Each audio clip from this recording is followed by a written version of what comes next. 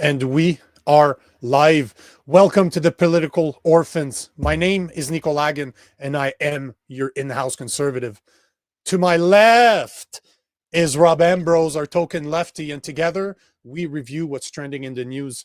Our goal is simple. We want to show you that it is possible for a lefty and a righty to get along. And even if we don't, guess what? We can have a conversation like normal human beings. Because remember, common sense has no political affiliations. What's going on, brother? How's your hanging, brother? How was your weekend? Busy. I never fucking stop. So yeah, busy. Yeah. We got there's some projects I'm working on right now that are going to be a game changer, especially Canada and the US. Nice. And it seems like it's coming together. I'll let you know what happens after this afternoon, but it seems that there's some beautiful things on the horizon, especially for the people out there that are looking for a platform somewhere that would be dedicated to free speech. You know, a place that they could go where there wouldn't be biases, that it would just be information from both sides, similar to our podcast. This is where the idea came from, right? To find a place where the number one rule is free speech, not caring. I don't care about your opinion. If I agree with it or not, doesn't matter. What matters to me is for you to have the right to say so, and for people to finally be able to go somewhere where the opinions that are on there are from all sides, all perspective, all political affiliations, or they're not from political affiliation at all, right? You'll see, I'm just starting to hint it because we got some beautiful things on the horizon. But foreshadowing a little bit.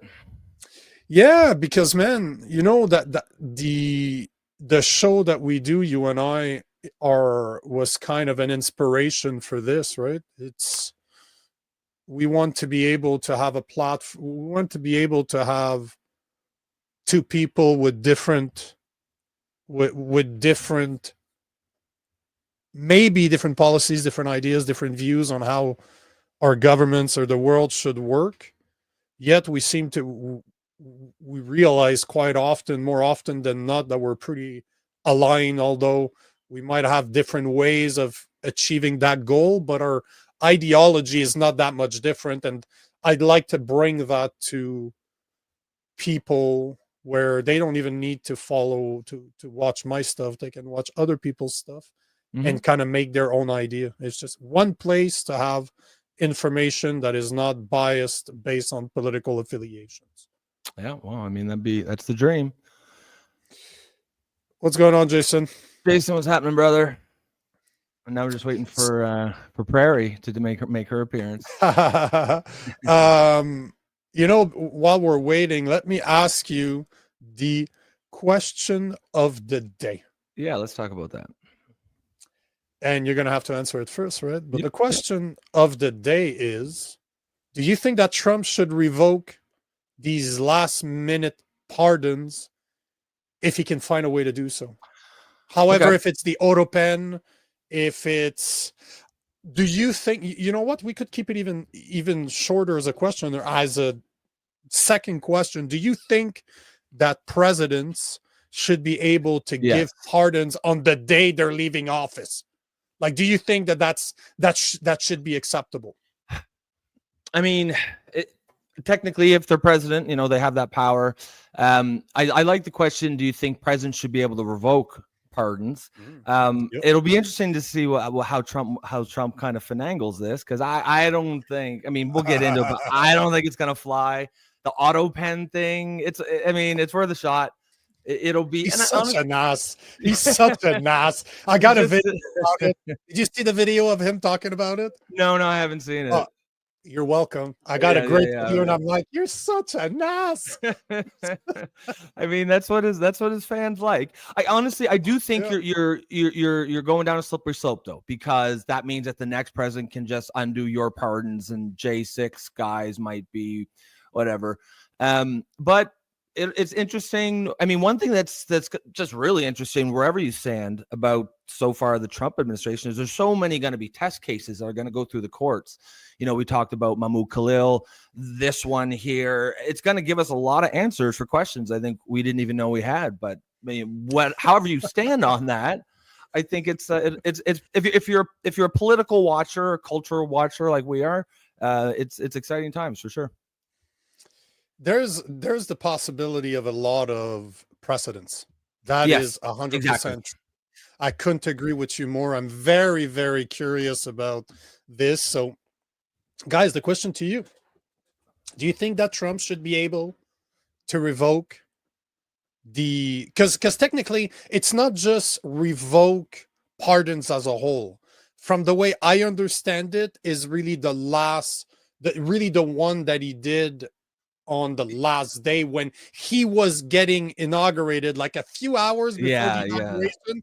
Biden, that can't even stay asleep for more than 20 minutes at a time, is just like, he's just pardoning people left, right, and center.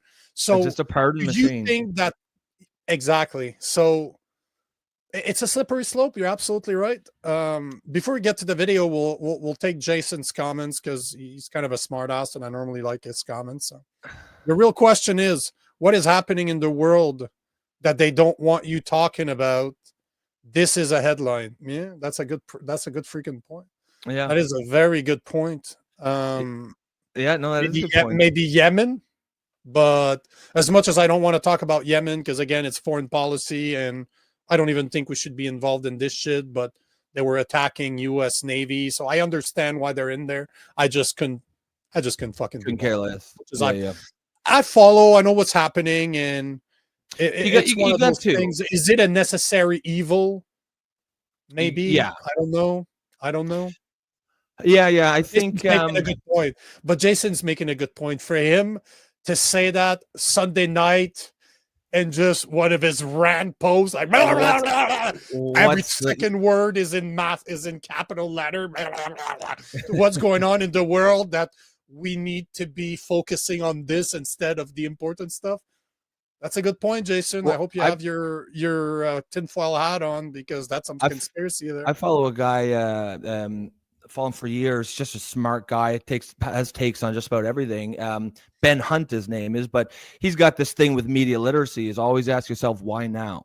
Right? Why am I seeing this now? Now, if it's a topical thing, sure, I'm sure like it made sense that you're talking about 9/11 on September 12th, right? Because it happened the day before. But stuff like this, why now? Right? Why are we seeing this now? And kind of to what Jason is saying, what do they not want to see? The whole classic Houdini, right? Look over there so you don't see what's going over here kind of thing.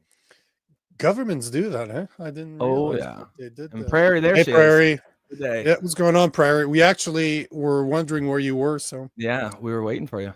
The show wouldn't be the same if you weren't around. So no, we love our regulars. So Prairie, question to you: do you think that Trump should be able to revoke the last minute Autopen Biden pardons? That's so we'll like you said, it's not necessarily every pardon he's trying to undo. It's the ones, and his reasoning, it's a very interesting legal strategy.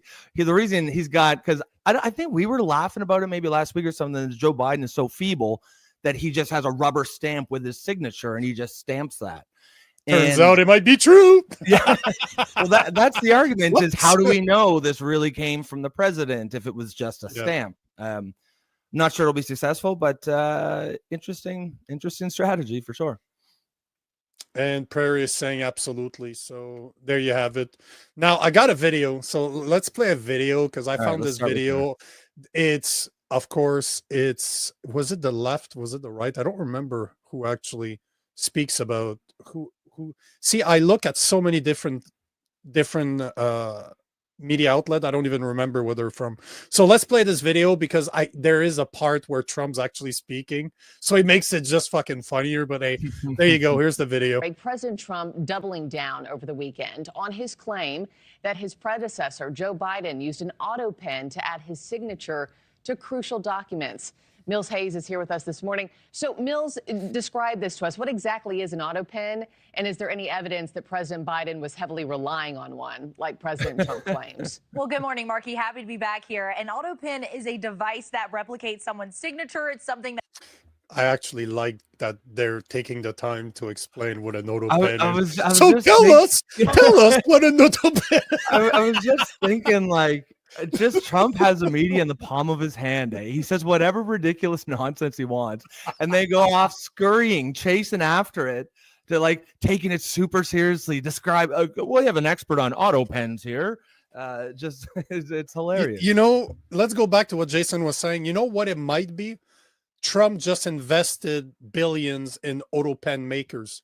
So he brought that up so he can make money. It's big Autopen investment. Big Autopen. They don't want you knowing. It's not big. Oh, that's good. Yeah. Big Autopen. It's just right up there.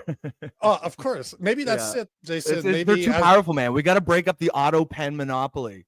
Yeah, maybe Jason, as you're sipping your Starbucks coffee right now, maybe that's exactly his pumpkin spice latte. And the mean streets of where is he from? Hermosa Beach. Hermosa. The mean streets. Yeah. Hermosa.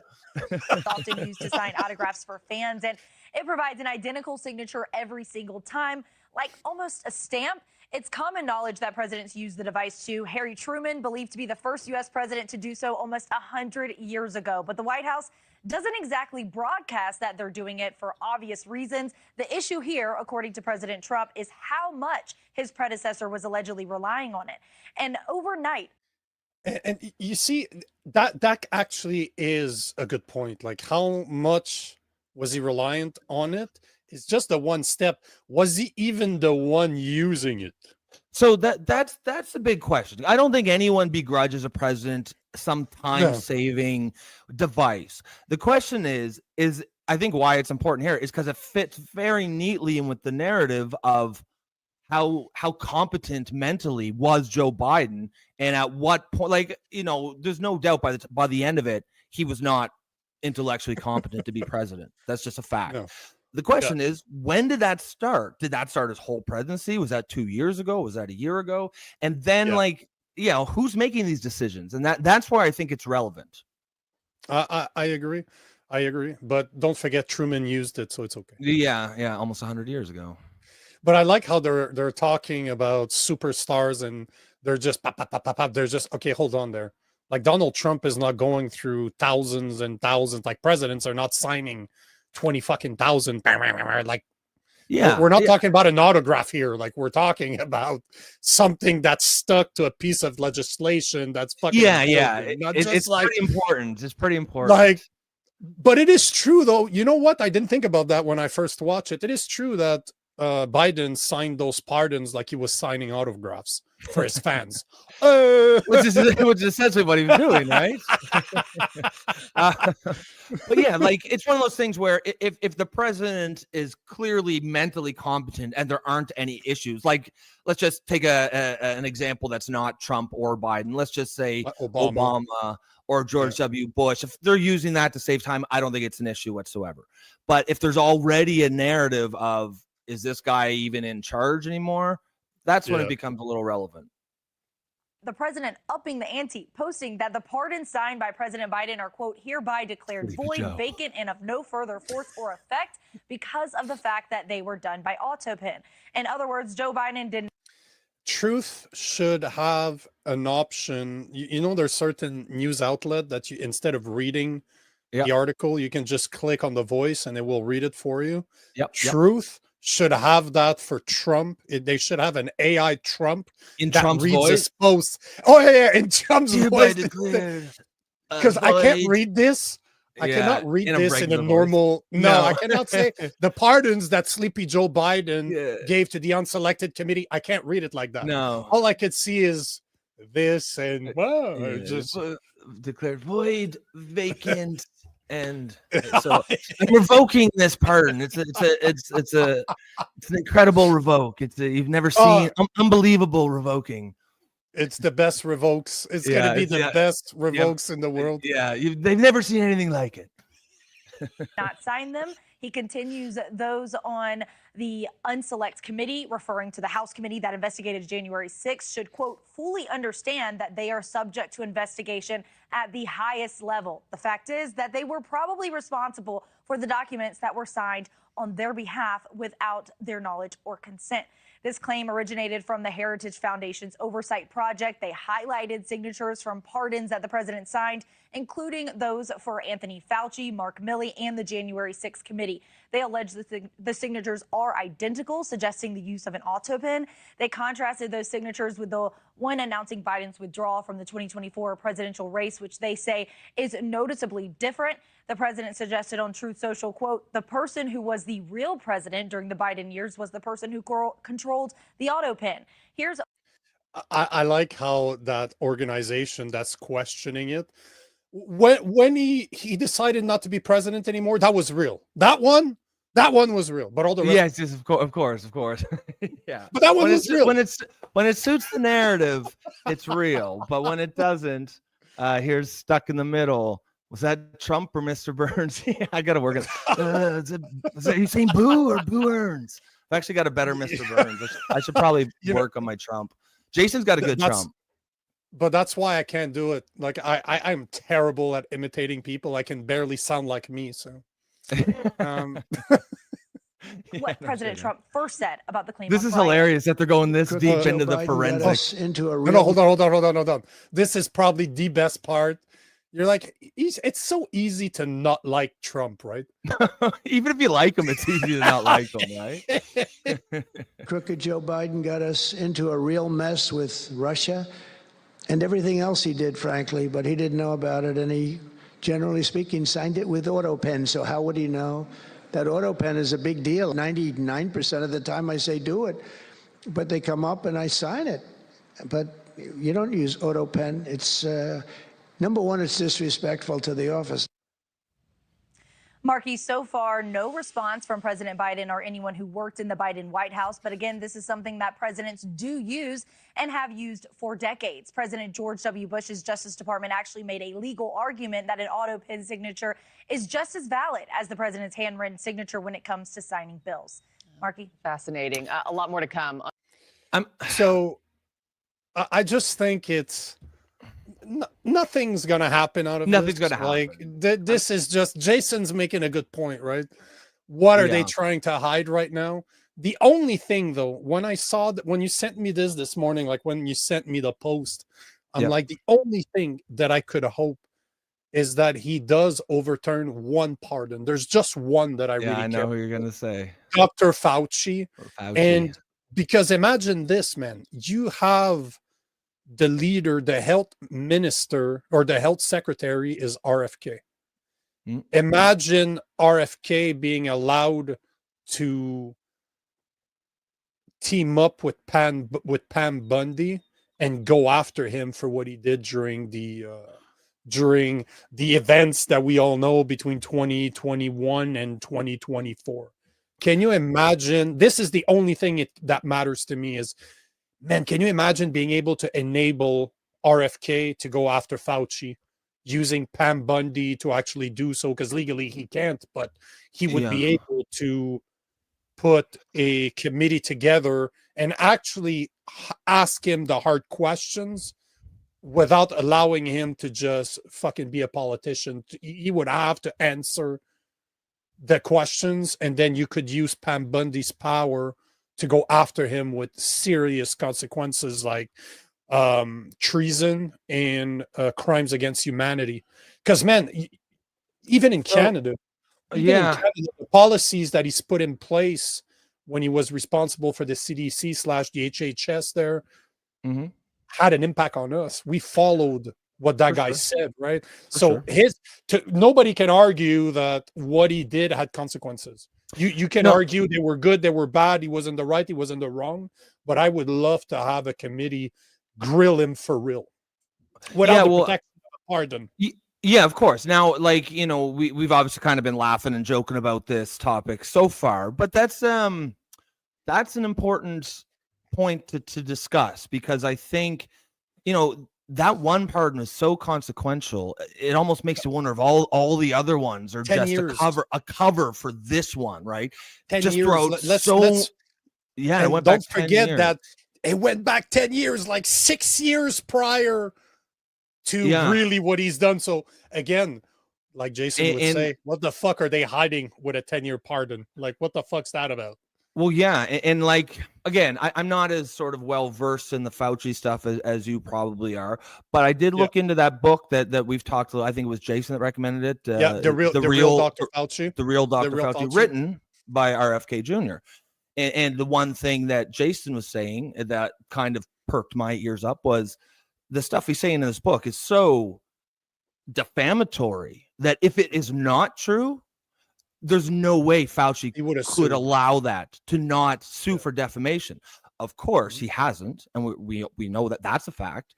And of course, we all know that the best defense against defamation is truth. If what he's saying is true, then it is not defamation. And so that right there sort of made me perk up a little bit. And I haven't read the book, but I've looked into it. And the accusations that are there, if true, I do not believe a pardon should be given. Like that is just because, like you said, the consequences to the entire world of those policies.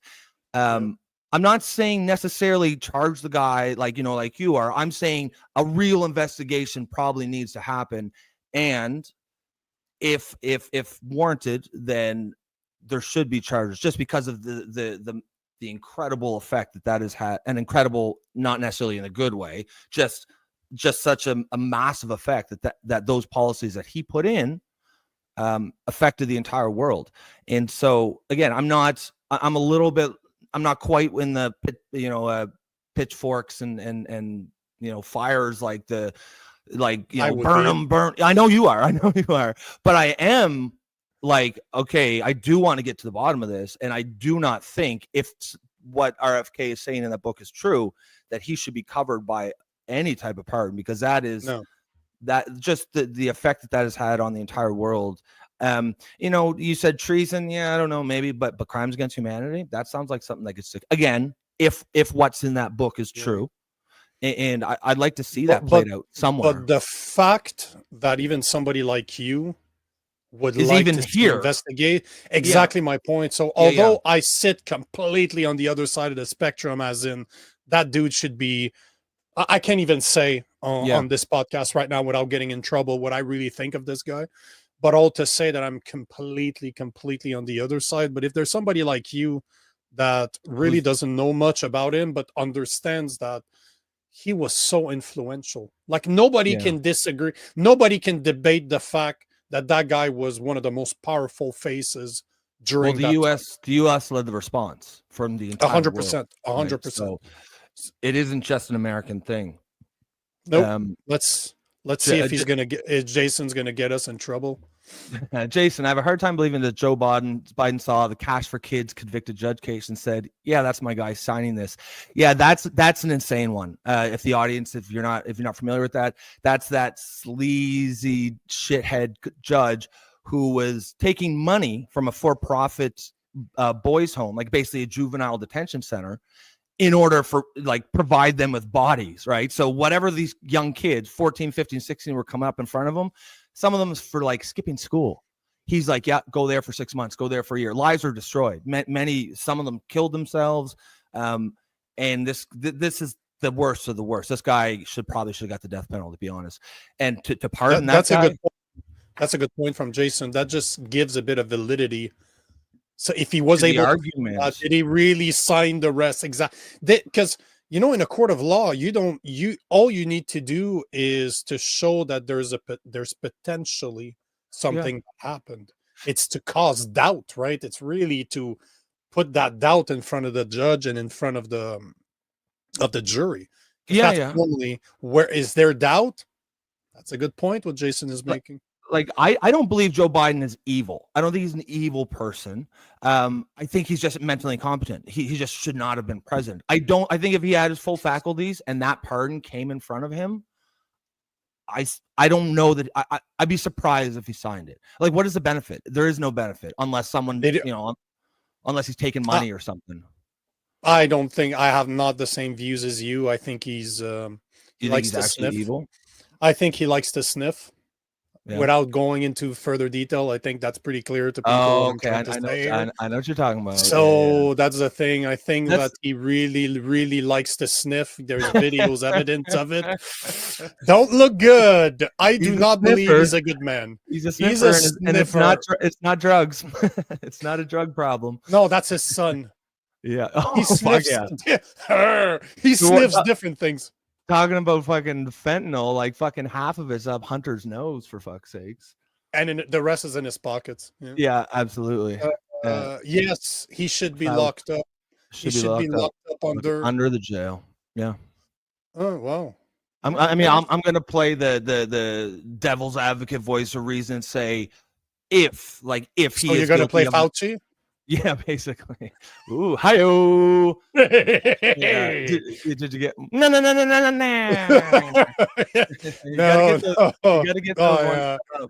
gotta get those sound effects set up. Jason, it got zero media coverage. He's talking about the book, The Real Dr. Fauci. And I couldn't find it at the bookstore, but somehow it was still #1 on the New York Times bestseller list for a few weeks. So, I mean, people are reading it, but it is interesting how that got zero media coverage, right? Like that those are explosive allegations made in that book. And it's by RFK is a lifelong Democrat. You may not agree with him on vaccines, but he's not a kook. He's a serious person. And if he makes an argument like that, you at least need to consider it. And then the fact that Fauci did not do any response to it whatsoever is telling. And he got a pardon for it. Yeah. Everything. But the best. Do you remember his answer to that? He's like, "Yeah, but you know what? I don't need the pardon because I did nothing wrong." Hey, guy, I'll take it. I did the research, and you could refuse it. It has been done in the past. So well, I have to. I can't say no. No, you can. You can. Yeah, I can't. No, but I can't. It's a gift. It'd be disrespectful. Yeah, exactly. It would be disrespectful to sleep. Yeah. Yeah, sure. Cool story, bro. Yeah. Perry agrees with Jason. And yes, Jason. Guys, anyone ever seen Dallas Buyers Club? The bad guy in the movie was Dr. Fauci. Are we saying literally like it actually was Dr. Fauci? Oh, I didn't know that. The movie called Dallas Buyers Club with Matthew McConaughey about AIDS, about gay men with AIDS in the early 90s, late 80s. Let's not lie that unfortunately, this is most people with AIDS are gay people, but especially gay men. Sure. Yeah. In the massive majority. This is factual. Like in North America, I mean, like obviously there's different countries, but in North America, absolutely. But yeah, he's right. Like he was the bad guy in that story. So what was that then? He was like not allowing these men to get the drugs that would save their lives? Matthew McConaughey I can't remember where. I think he goes somewhere down in South America. I think in Mexico. And he starts smuggling drugs like pharmaceutical across the border in order to bring them into the US, and then he sells them to people as a treatment plan. Okay. And there's always big pharma going after him for what he's doing because he's putting, and it's been a while since I've seen that movie, but he's kind of putting big pharma in trouble because he's removing some of their patients with a new type of medication that works better. And that's what the person that's going after him, that's behind all the lawsuits and shutting them down, was Fauci. I don't have an opinion on ivermectin, but that kind of sounds like what they did. Yeah. Shut down any, under, of course, the guise of keeping dewormer. It's just a dewormer. You're actually going to take a horse dewormer. Yeah. I mean, at the end of the day, if someone wants to take something to cure themselves, AZT, who the AZT, fuck? That is the name of the medication that. Yes, that's right. So Jason is saying, based on a true story, referring to Dallas Buyers Club, the movie that won a bunch of Oscars, and Fauci handled the AIDS epidemic. He fast-tracked AZT, which killed people faster, and this is also in. Wow. The movie itself. Yeah, the movie is fucked up. Matthew McConaughey lost so much weight for that movie. Oh, yeah. He never recovered, eh? No. Did you ever see? He got so old. Oh, yeah. He aged. I don't care how much money you would give me. I would not take a role like that where you're asking me to weigh 125 pounds going down like, hey, lose 80 pounds for a role. Yeah, no, thank you. Yeah, well, Chris, I think he thought it was going to give him an Oscar or something. But I think Bale, he did win an Oscar. Did he win one? Okay, well, maybe he I feels think it was so. worth it. I mean, and it's also Matthew McConaughey. I feel like he's got that pretty locked down. He probably doesn't have too much trouble, you know, getting a piece here and there when he wants to. But yeah, you're right. He aged so much. I know Christian Bale. Christian Bale did the same thing for a movie called The Machinist. But he did recover. He recovered. Yeah, he did one. I'm just looking. It was in 2014. He won for Best Actor as Matthew McConaughey for Dallas Buyers Club. Yeah, Best Actor. Yeah, so he did win. Maybe Phil. It was worth it. Yeah, looking like shit is worth a little statue. Yeah, good on you, bro. He suffers for his craft. I would do it. You know, man, it's your body. You can do whatever the fuck you want. I guess you're not in that case. You're just hurting yourself. So, no, whatever. All right. Whatever, bro. Yeah.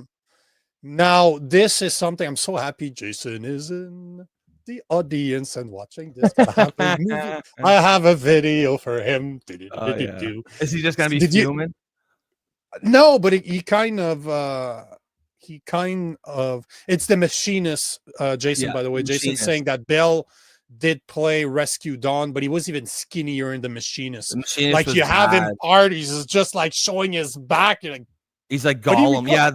Yeah. But he recovered.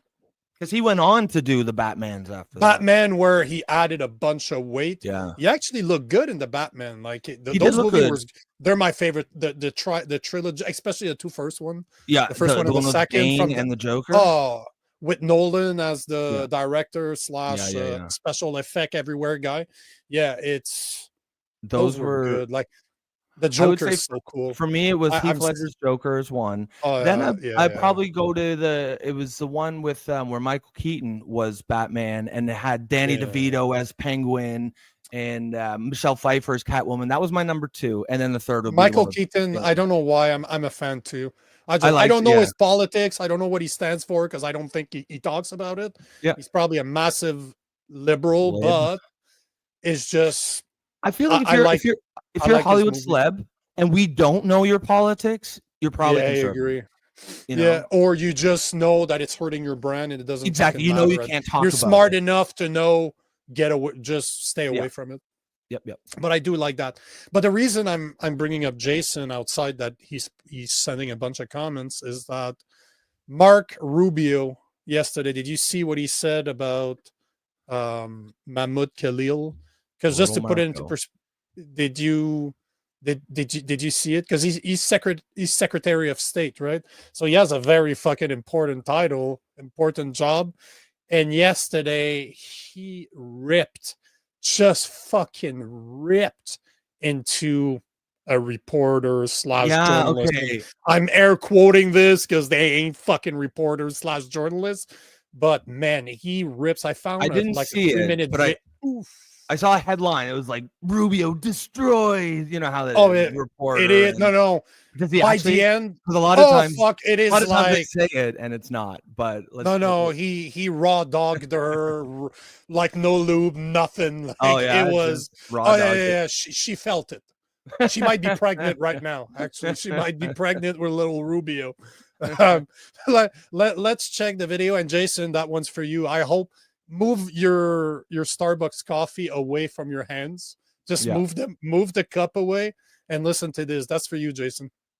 Ask you about a decision you made to revoke a student visa for someone at Columbia University this past week. The Wall Street Journal editorial board writes, the administration needs to be careful. It's targeting real promoters of terrorism, not breaking the great promise of a green card by deporting anyone with controversial political views. Can you substantiate any form of material support for terrorism, specifically to Hamas, from this Columbia student? Or was it simply that he was espousing a controversial political point of view? Well, not just the student. We're going to do more. In fact, we every day now we're approving visa revocations. And if that visa led to a green card, the green card process as well. And here's why. It's very simple. When you apply to enter the United States and you get a visa, you are a guest. and you're coming as a student, you're coming as a tourist or what have you. And in it, you have to make certain assertions. And if you tell us when you apply for a visa, I'm coming to the U.S. to participate in pro-Hamas events, that runs counter to the foreign policy interest of the United States of America. It's that simple. So you lied. You came. If you had told us that you were going to do that, we never would have given you the visa. Now you're here. Now you do it. So you lied to us. You're out. It's that simple. But it's is there straightforward. Like, it's going to continue, but I wanted to pause it there because this is the stance that you and I have had. Yep. Where is this from the really the type? But he brings an interesting point that I didn't think about. Did you? Because it's true that I'm on a visa right now in the US. I'm on a visitor visa.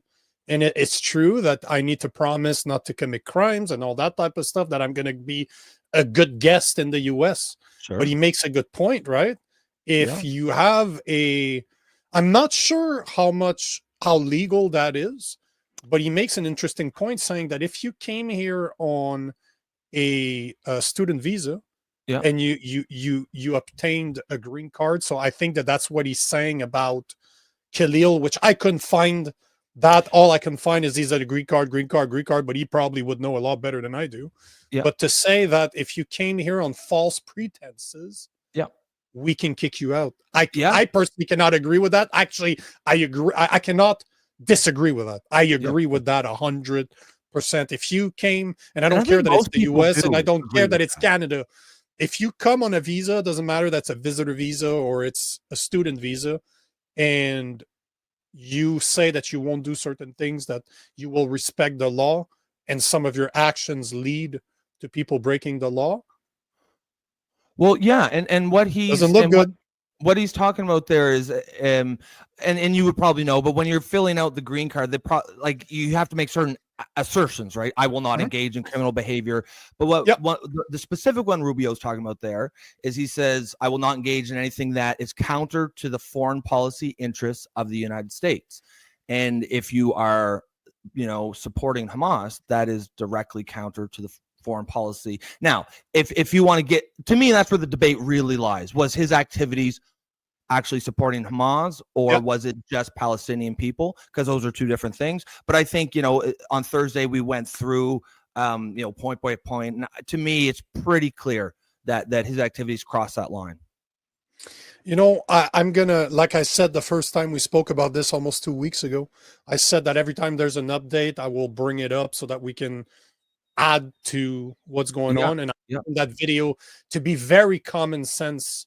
However you feel about Rubio, what he's saying is very common sense. And he's not, like, the video is only a third through right now, but you'll see that he keeps on making sense. And even the reporter cannot debate him. She tries to cut him off, and I don't know if she's just trying to stop him from saying what he's saying, or she's just trying to put her point is, but at no point is she making a valid point or a valid argument.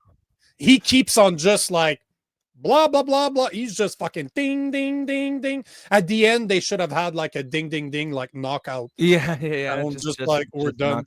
And just before we get started, restart that, at the beginning of this clip, she quotes the Wall Street Journal editorial saying, we want to make sure that we're not actually persecuting people just for different political opinions. And I would agree with that. I think that it's important that they make sure that they don't do that. But at the same time, it seems clear to me that in this specific case, Mahmoud Khalil, that is not what he is doing. Like, that's not what's going on. It isn't just supporting the Palestinian people, which would have been valid. It's overtly, supporting the eradication of Western civilization. The people who live in Western civilization, i.e. us, we might have an issue with that. It really seems like it's going to come down to what his intentions were and how they impacted the protests at Columbia University, and what can he be held responsible for that group of protesters that occupy the Hamilton Hall. Hamilton that Hall. was breaking. That was clearly take them afterwards. Let's finish the video. All right, we'll finish the video. It doesn't show up well at the bottom when they're all on top. So let's finish the video. But is there any evidence of a link to terrorism, or is it just his point of view? Yeah, they take over I mean, do you not? I mean, you should watch the news. These guys take over entire buildings. We they covered vandalize colleges. Intensely. They shut down I'm colleges. asking about the specific justification for the revocation of his visa. He's telling was you. there any evidence or material support for terrorism? Was the negotiator negotiating on behalf of people that took over a campus, that vandalized buildings? Negotiating over what? That's a crime in and of itself, that they're involved in being the negotiator, the spokesperson, this, that, the other. We don't want it. We don't need these people in our country. We never should have allowed them in the first place. If he had told us, I'm going over there and I'm going over there to become the spokesperson and one of the leaders of a movement that's going to turn one of your allegedly elite colleges upside down, people can't even go to school, library buildings being vandalized, we never would have let him in. We never would have let him in to begin with. And now that he's doing it and he's here, he's going to leave, and so are others, and we're going to keep doing it. And by the way, I find it ironic that a lot of these people out there defending the First Amendment speech, alleged free speech rights of these Hamas sympathizers, they had no problem, pressuring social media to censor American political speech. So I think it's ironic and hypocritical. But the bottom line is this. If you are in this country to promote Hamas, to promote terrorist organizations, to participate in vandalism, to participate in acts of rebellion and riots on campus, we never would have let you in if we had known that. And now that we know it, you're going to leave. Is it only pro-Palestinian people who are going to have their visas revoked, or are other points of view as well? Vandalize buildings. No, I think anybody who's here in favor. Look, we want to get rid of Tren de Agua gang members. They're terrorists too. The president designated them, asked me to designate, and I did, as a terrorist organization. We want to get rid of them as well. We don't want terrorists in America. I don't know how hard that is to understand. We don't want people in our country that are going to be committing crimes and undermining our national security or the public safety. It's that simple. Especially people that are here as guests. That is what a visa is. I don't know where we've gotten it in our head that a visa is some sort of birthright. It is not. It is a visitor into our country. And if you violate the terms of your visitation, you are going to leave. Okay. Ding, ding, ding, ding. Fight over by knockout. Yep. Yeah, I mean, he's hard to argue with what he's saying. He was on, huh? And again, like Rubio or not, like what he's done in the past, what he stands for. On this case right now, it's hard to fucking disagree with him, because to me, all he said, I don't care who Mark Rubio is, what he stood for in the past, or what I know that he is the Secretary of State. And he was bang on this one. And you could see the reporter had nothing for him. Nothing. Yep. Because it's hard to argue common sense.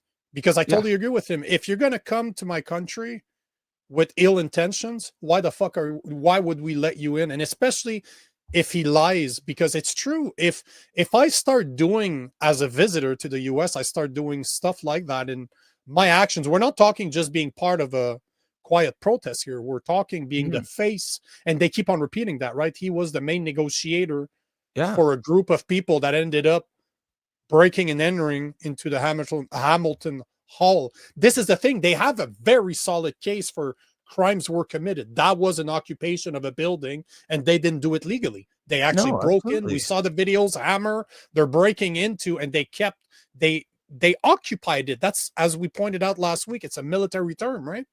Well, yeah, and if he's elected negotiator by this group, he's clearly a leader in the group. He clearly is held in high esteem, and this is how leadership works. If he had said, "Guys, knock that off. We're here to be peaceful," they would listen, because that's how leadership works within a group. The fact is, they're probably doing that.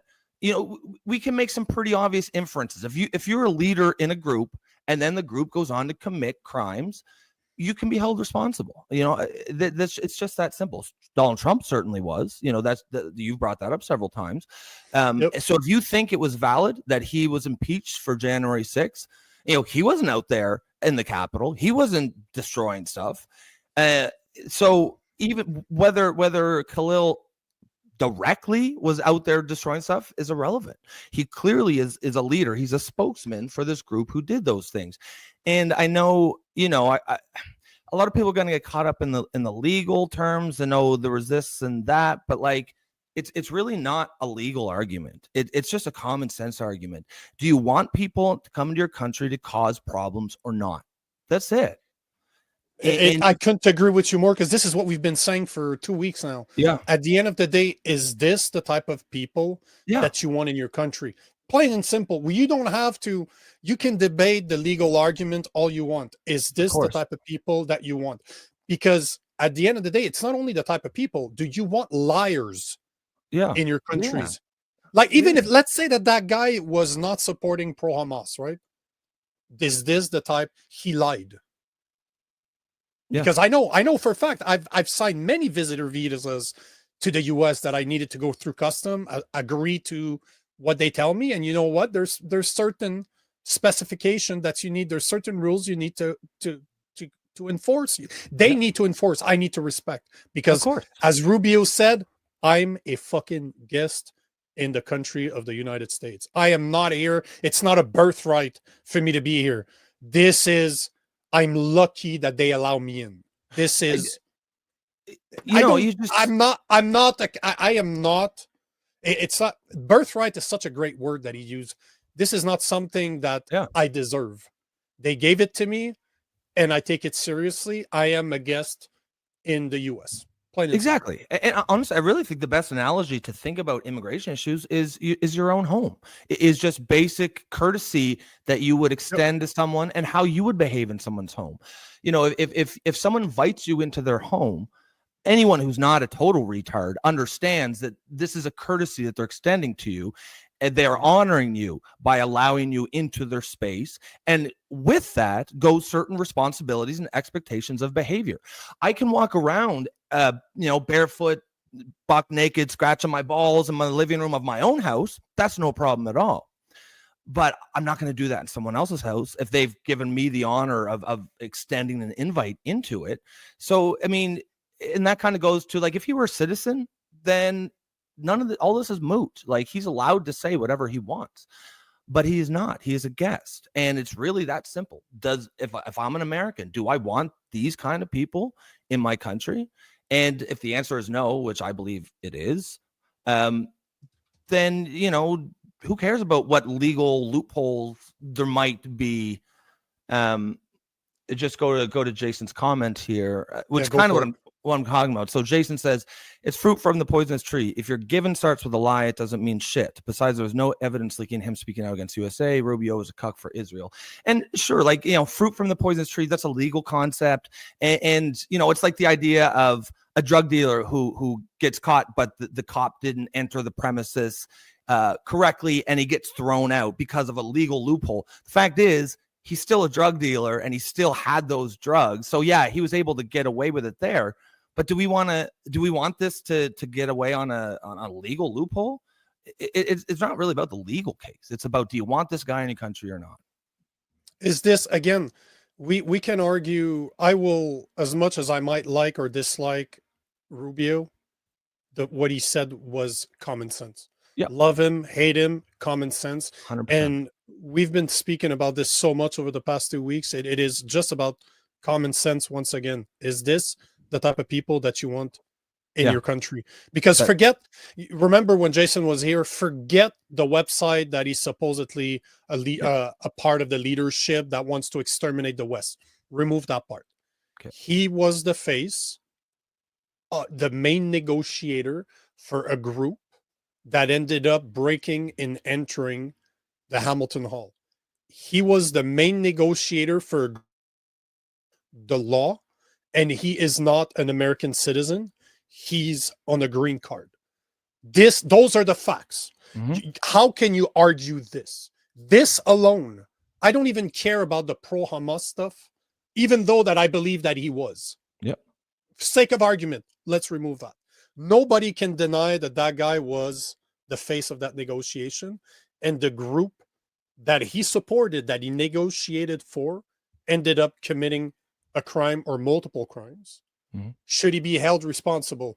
That is only the question, as in should he be held responsible, only applies to an American citizen, because that's a legal problem. Yes. But as a foreigner, it's not a legal thing at this point. Is this the type of guy you want to let in your country?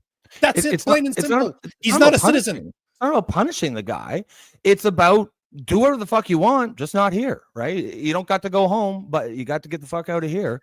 You don't have to go home, but you just can't stay here. Yeah, exactly. Closing time, right? You don't got to go home, but you can't stay here. Tony G, terror sympathizing 101. Yeah. What's going on, Tony, by the way? Nice to have you back on. Jason had said this, though. The conspiracy here is that several major universities have divested in Israel.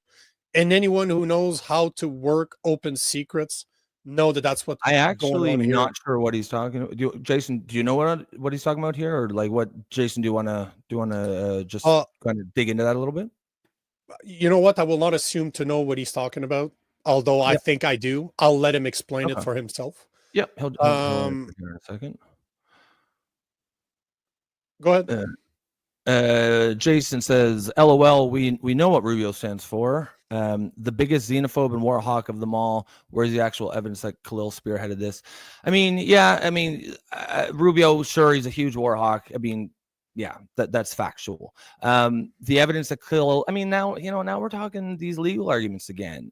He was the head negotiator for a group that did this. That's enough for, I think, most people to say, maybe I don't know exactly what he did or exactly what his role was, but I know I don't want that kind of person in this country. And it's not a court of law. He's not entitled to the presumption of innocence. It's just, do we want this guy in the country or not? And I think a lot of Americans will say no. And I think it's going to set, if this goes through and they're capable of sending him packing, this will set such a great precedent for other people just like me. Like, I'm not even talking about somebody else's experience. I'm talking as me, as Nico, the Canadian that spends a lot of time in the US. I have to abide by the law. And if I don't, I'm fucked. But even if I do, because let's say that he did nothing illegal.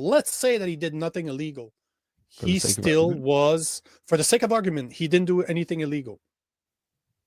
He still was the main negotiator for a group that ended up breaking and entering in a building.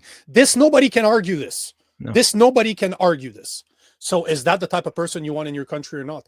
And when I'm one of the things that they were worried, because my wife and I has done a lot of Canada, US, Mexico, and we're back and forth, right? Mm-hmm. They asked us the last time we were here, they wanted us to prove that we would leave. Because we're always coming back, they're like, you have an RV in Alabama, so technically you have a place to stay. You don't really need to fucking leave our country, but we don't want you to stay here. Prove that? By having a solid address in the US, in Canada. Okay. It's just, but those are just concerns that they have, and it's not a legal thing. Do you know what I mean? Like, they have it's not a legal thing. Oh, you should be here because no. It's based on what we give the power to the people that are border agents to make that call. And it's no different with this. And if they look at me and they're like, is that the type of guy we want in our country? Is that the type of guy we want to trust for 6 months? And it's no different. So I know exactly what this means. And the border agent has the power to say yay or nay. They have a ton and just of say, power. As they should be. Yeah. As they should have, sorry. So again, it's however you feel about Rubio, as much as you can call him a war hawk, you can say that he's a xenophobe. I'm not a war hawk. I think that's pretty fucking clear up to now. I'm not a xenophobe. I hate everybody equally. I don't care the color of your skin or your religion. I probably don't like you. It's a joke. Ha ha ha. But the point is, if you look at common sense, and I think this, at least in the US, is turning into a court of common sense. Yep. And again, is that the type of people you want in your country or not? That's the real question we should be asking. Americans should be asking themselves, and we should be asking ourselves as Canadians that have a massive amount of foreigners on student visas. Well, yeah. And the fact that he said, he was pretty adamant that they're not stopping here. If I were a student here on a visa and I was participating in some of these protests, I'd be very nervous right now. And that is a great thing. Like, these people have got way too comfortable destroying property and doing, like, me and you have both said it isn't the cause. You're free to go free Palestine all you want, but you're not free to destroy property. You're not free to harass and intimidate Jewish students who are just trying to get to class. That's where it's the behavior. It's the way that you're going about your protest that makes all the difference. Now, if they start going after someone just because they were at that's not the same thing. That's not the same. And I'll be the first to say, no, this isn't right. But they're not doing that. As far at least that's not what we're seeing right now. Yeah. And if they do, then we'll change, right? Like, it's not like we're in the tank here for Marco Rubio or Donald Trump. We just call it like we see it. And, it'll be really interesting to see how this pans out over the next few weeks, because I think, they're not even going to have to do a whole lot. Do a couple of these big profile cases, and that will pretty much take care of the problem. And it's a problem. I don't think that's that's another thing. Is there really somebody out there with some type of common sense that can disagree that foreigners, people that are guests in the US and in Canada, are not treated the same? Like they have way too much lenience. Like, we're way too lenient on them. We bend at the knee and we just take it because we don't want to offend anybody. Can somebody really disagree with that they have too much power when we're just very tolerant? Like, we call it tolerance, but is it hard? Can somebody really disagree with the fact that we give way too much leniency to people on the green card, on a student visa, even on a visitor visa? Like, I wouldn't have, if it was my country, if I ran it, I wouldn't have any pity whatsoever. You came here on ill intentions, you lied on your application, and you are responsible for either breaking the law, you broke the law yourself, bye-bye. You're never coming back, bro. Banned, bye-bye. We don't need people like you here. Absolutely. I think, it's really that simple. I mean, I know people are going to get bogged down in the legal details of this specific case, the Mahmoud Khalil case, but I think that's been a little bit. You got to look at the bigger picture here. It's clearly a problem. I think everyone can agree. I'm sure Jason would agree that, like, people coming here to cause problems, to cause social division, to commit crimes are not welcome. So really, as long as we can agree on that, I mean, the debate really just shifts in whether Khalil himself personally has crossed that line. And, that's a valid debate. I think the audience clearly knows where me and you stand on this. I don't think you're a ridiculous person for arguing otherwise, but I just, think you're wrong.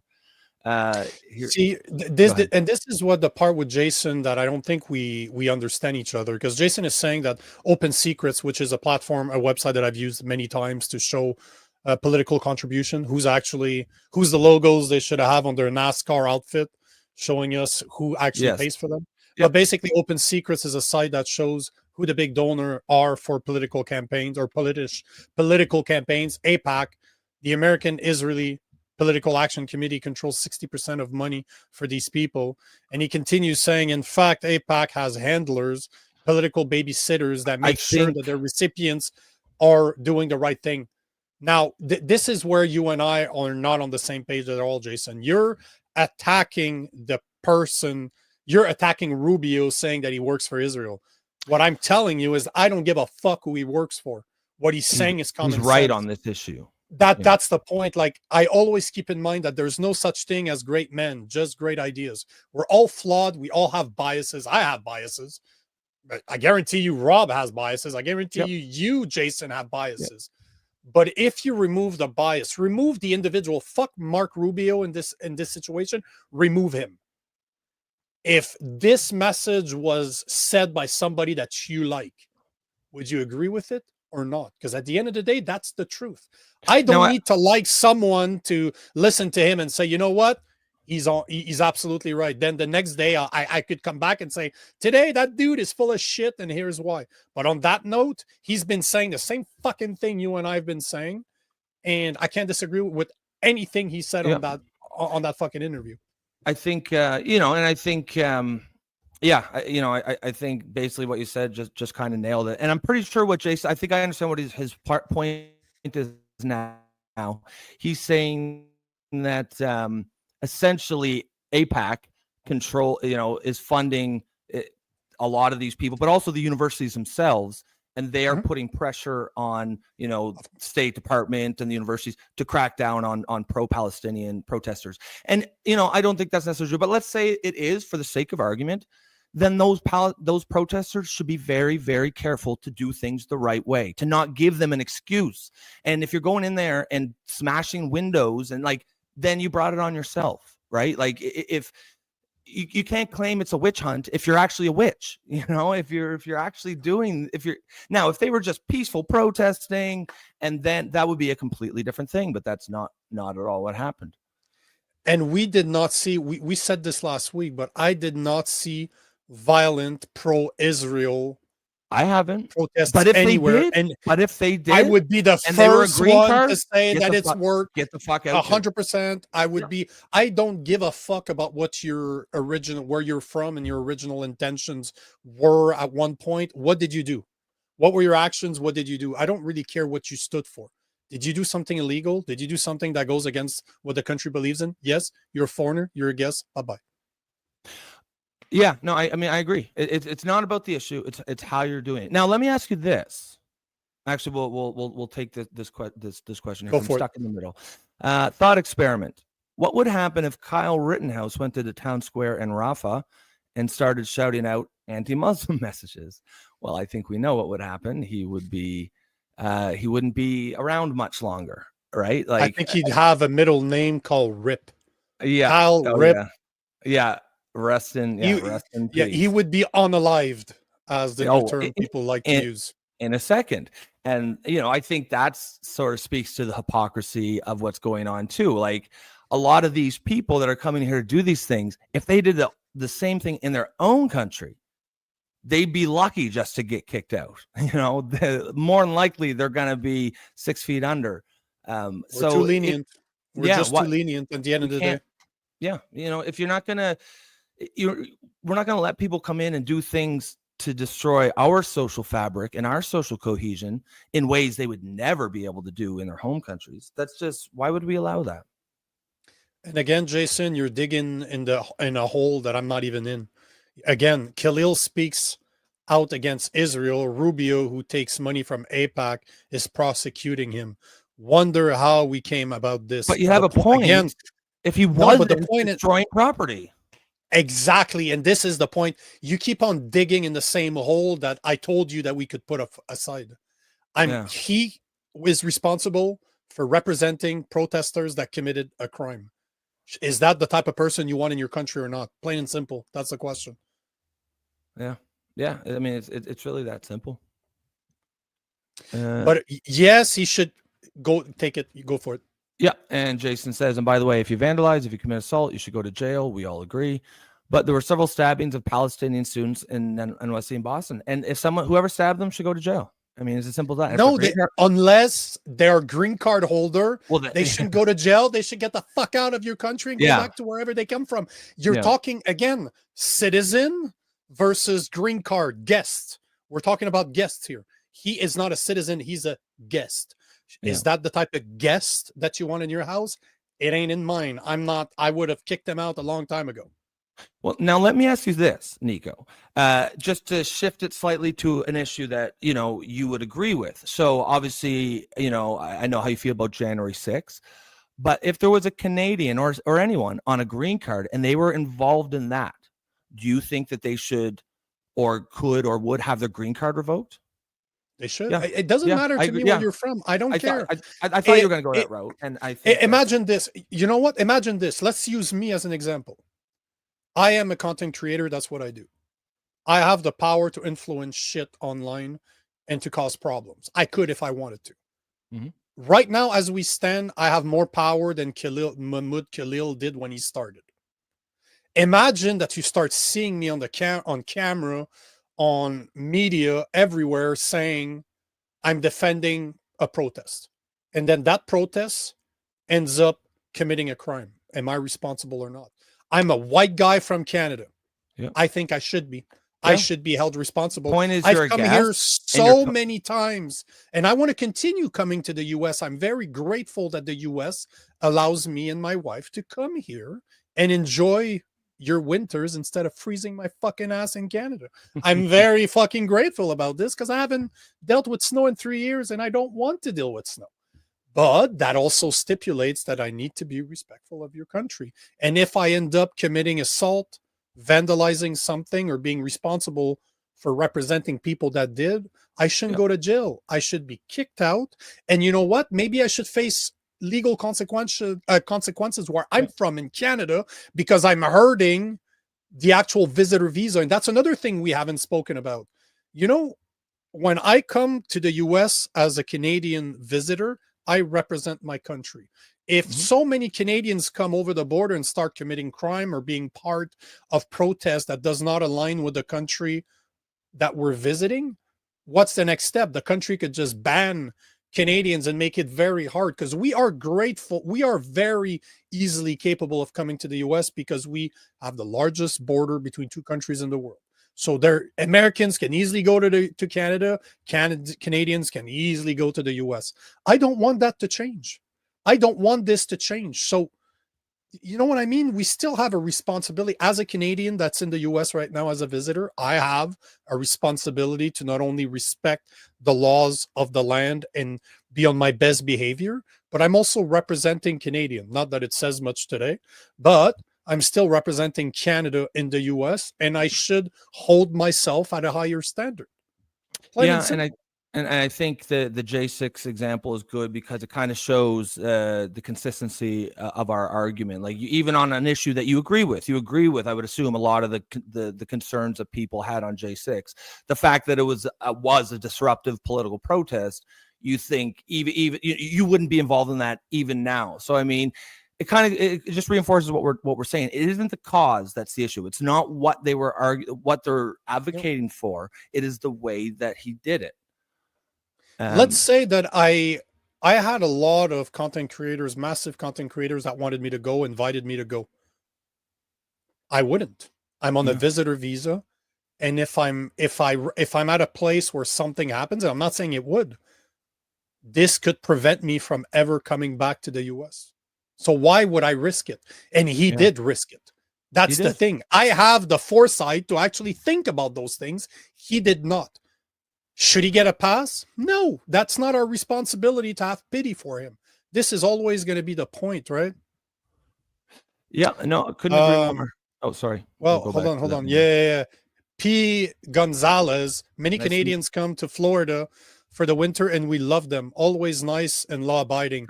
We sound like idiots because most of them are from Quebec. I apologize for the Speedos because my fatties from Quebec do love to wear Speedos. I'm sorry, but thank you. We appreciate your nice comments, and welcome to the show, P. Gonzalez. I don't remember ever seeing you. Always great to see new audience members. Jason, and we'll probably just take these next two and Jason, then maybe move on. Jason says, I think the opposite is happening here. I think you two are dug in on predetermined facts that Rubio is saying there's proof, but to date was provided none. But none of that matters. Like, we know that he was a negotiator for this group, CUAD, and that this group is caused all that damage, and they occupied Henley Hall or Hunts Hall or whatever it was in Columbia. That's all we need to know. I mean, and we're saying we haven't changed what we're saying. It just turns out that Rubio's saying what we're saying, what we've been saying for 2 weeks. I didn't change my speech as to, I feel the same way today as I did 2 weeks ago when I first read about this.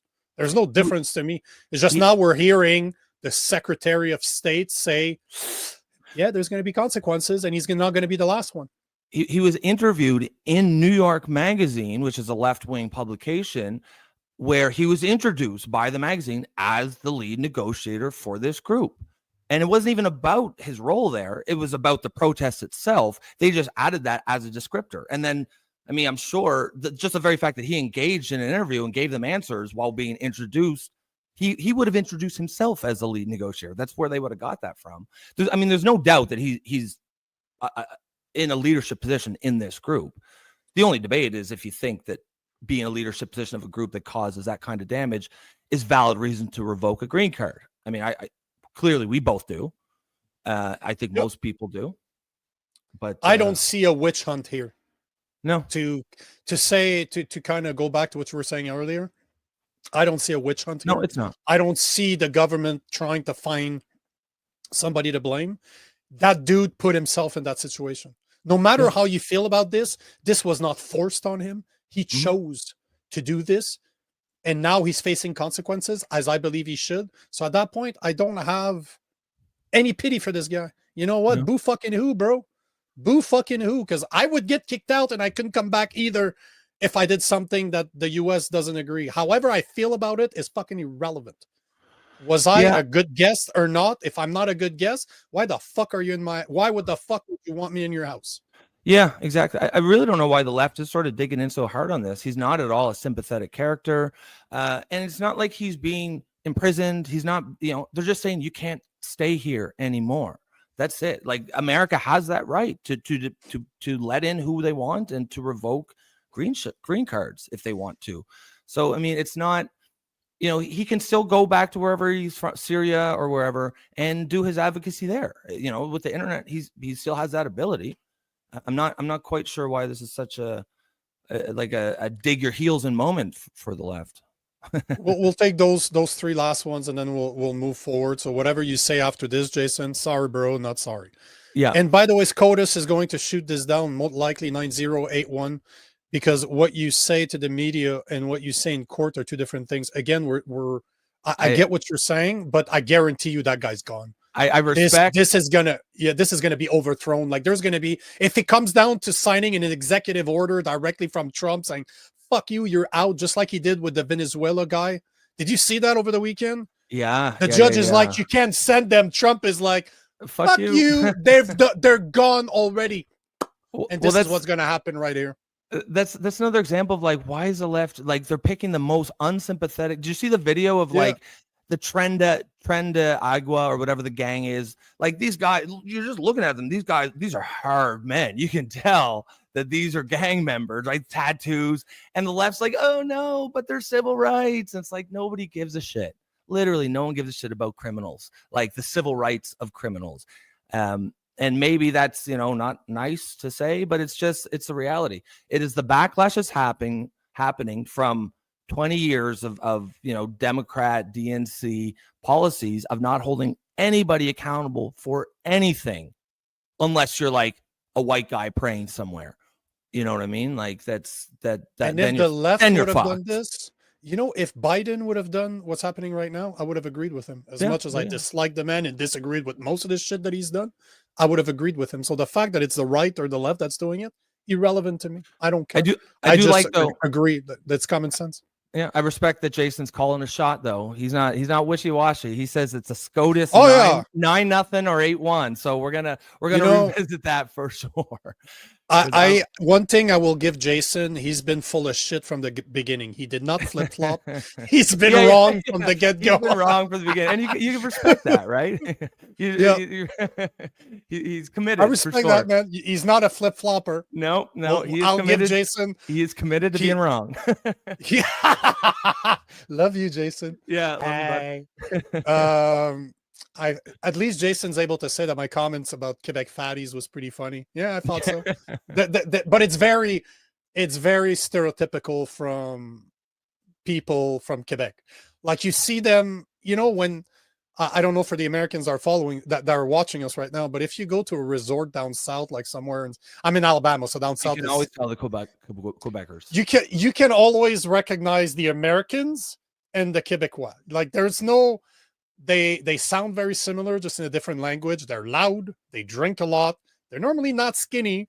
And you can recognize them extremely, extremely easily. It's really swimwear. One wears Speedos. Big difference. Yeah. One wears Speedos. The others won't. But if they both spoke English or both spoke French, they'd sound the same. Yeah. Sorry for my Texas friends. I like Texas, but... Jason, because this will be it. This will be the last one. I think he's responding to the comment where I was saying, like, why is the left sort of dying on this hill? And he's saying, because if you do not defend free speech for people you don't like, it's a matter of time. Yeah, of course, but right? They haven't. This isn't a free speech issue, though. I don't. But Rubio said it too. Like, it's so hypocritical from the left to be so pissed off at this when they've been canceling me for 4 years. They have no fucking idea. They don't give a fuck about free speech. On that point, if you, as a Canadian green card holder, were involved in J6, the very same people who are now would have been mad at me. They would have been kick him the fuck out, get rid of him immediately. But that's because I'm a white guy and I'm not a brown guy that's fighting for free Palestine. Like, let's be honest here. The left is the left would not be swinging for the fence if it was me, the white Christian from Canada. Let's be real here, Jason. Let's be real, bro. Yeah, you wouldn't care about me either. It's hurting my feelings right now, but if you wouldn't be swinging for the fences for me if I was Nico Lagan, the white Christian from Canada that participated in Christian protests. I believe that ended up breaking Jason probably would, but like the vast majority of people, I'm just fucking I know, just chirping him. But Jason might say the same thing to me as I say to him. He's white enough to look white. I'm dark enough to not look white. So maybe I'm. You can play I'm that fucking card with you, Jason. Come on, Jason. Grow a sense of humor. I know. I think he's big shits come from assholes. Yeah. So we'll end on that. We'll end this topic with a little funny there from Jason. So everyone's friends again. This is pretty much the big. This. Yeah. I mean, we're obviously just for the audience members. This is how we do things here. If Joe Stradamus, a guy I know Jason. I've known Jason for years, so we shoot this shit and we argue with each other. But Joe Stradamus, a perfect example. First time he's one of your followers, he showed up, and I kind of ripped into him for a while, and then he came back, and we're just having conversations, even if I don't agree. This is the whole. I like Joe's voice here. He definitely brings some. It's nice to have those people. A leftist spice to people on the left and the right.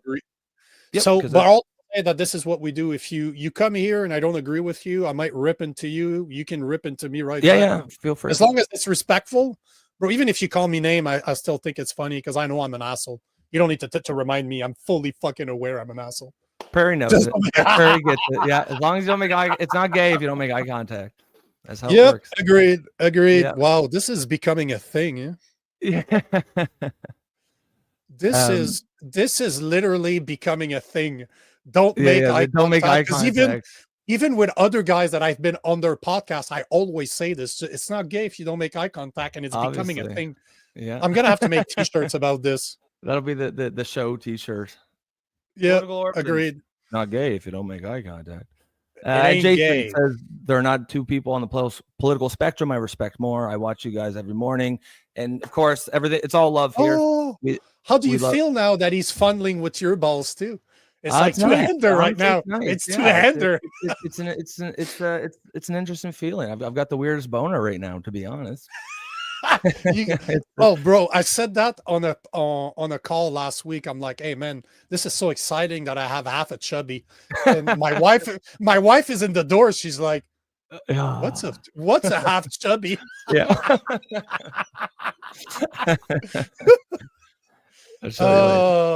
Good times. Yeah, this is we are on a funny Monday, bro. Yeah, we are. I like it. But this is a good Monday. Like we're shooting this shit. We're laughing a lot. It's not as serious as it normally am, but yeah. No. And guys, if you are watching here, especially for the first time, remember to like and share. If you like what we have to say, if you're on X, especially retweet the stream. That's really how you help us out. But also make sure to engage, to comment like you're seeing here. Clearly, like we engage with the audience first and foremost. Really, that takes precedence over the other stuff, right? We try to stay on track a little bit, but I mean, we always want to make sure we get to all our comments and because that's really what the show's all about. Well said, brother. Now there's a couple more things I wanted to talk about. I hope we have time because I wanted to try something today. And you guys, maybe if we don't get to it, maybe you can give me your opinion right now. I'm a big fan of technology. I'm always looking at what's coming. And one of the things we've been speaking about a lot recently is climate change. We even had Judith Curie a couple of weeks ago to just come in and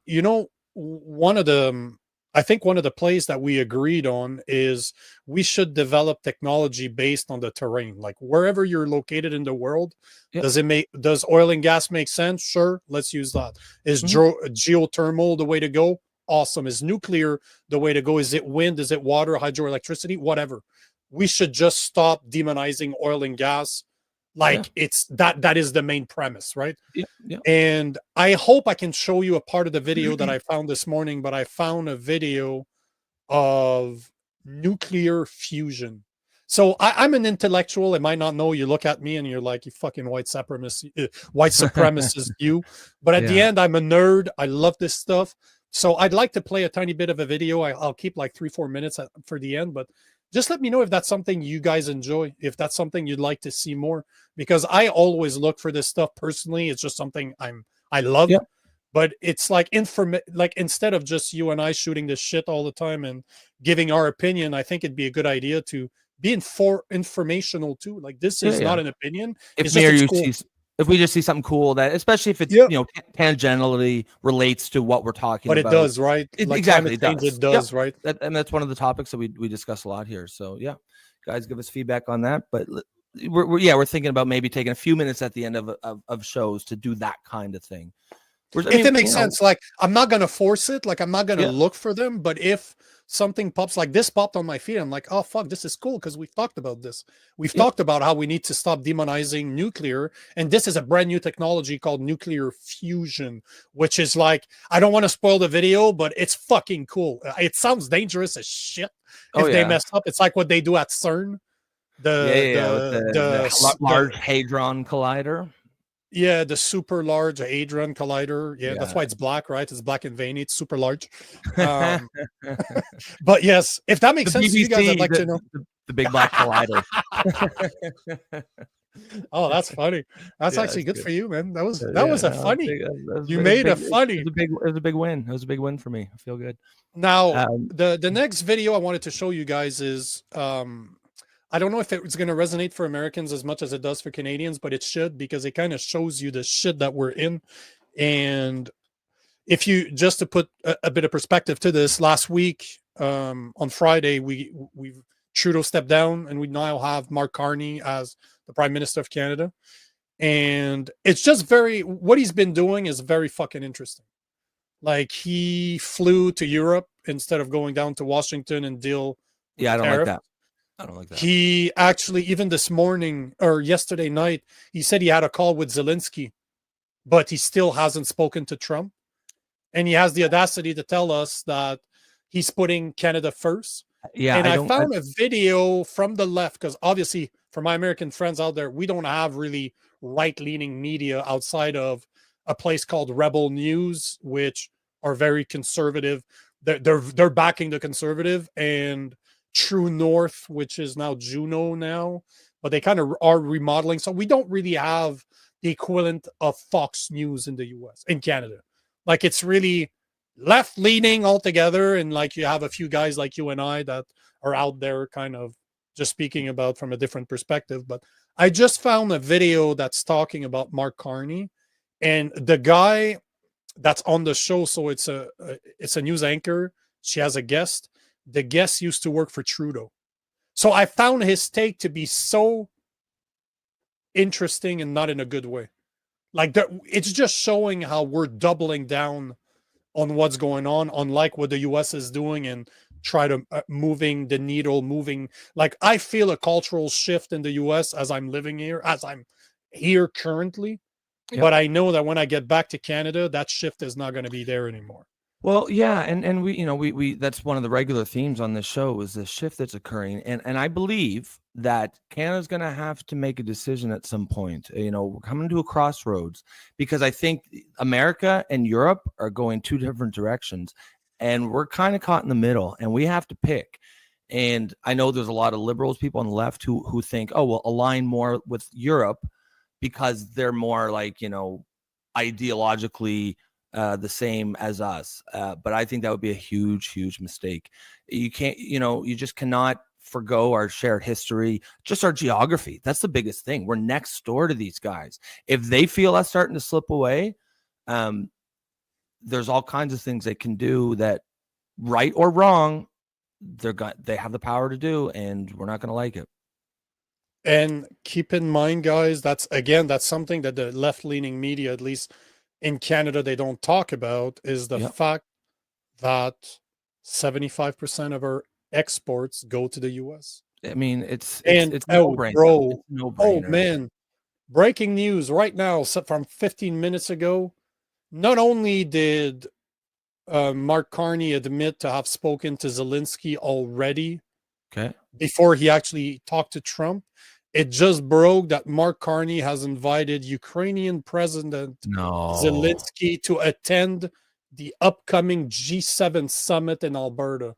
Like, talk about spitting in the face of the US right here. That guy is doing How is that in our interest? How is it in Canada's interest to get closer ties with Ukraine if it means spitting in the face of America? I don't care what you feel about Donald Trump.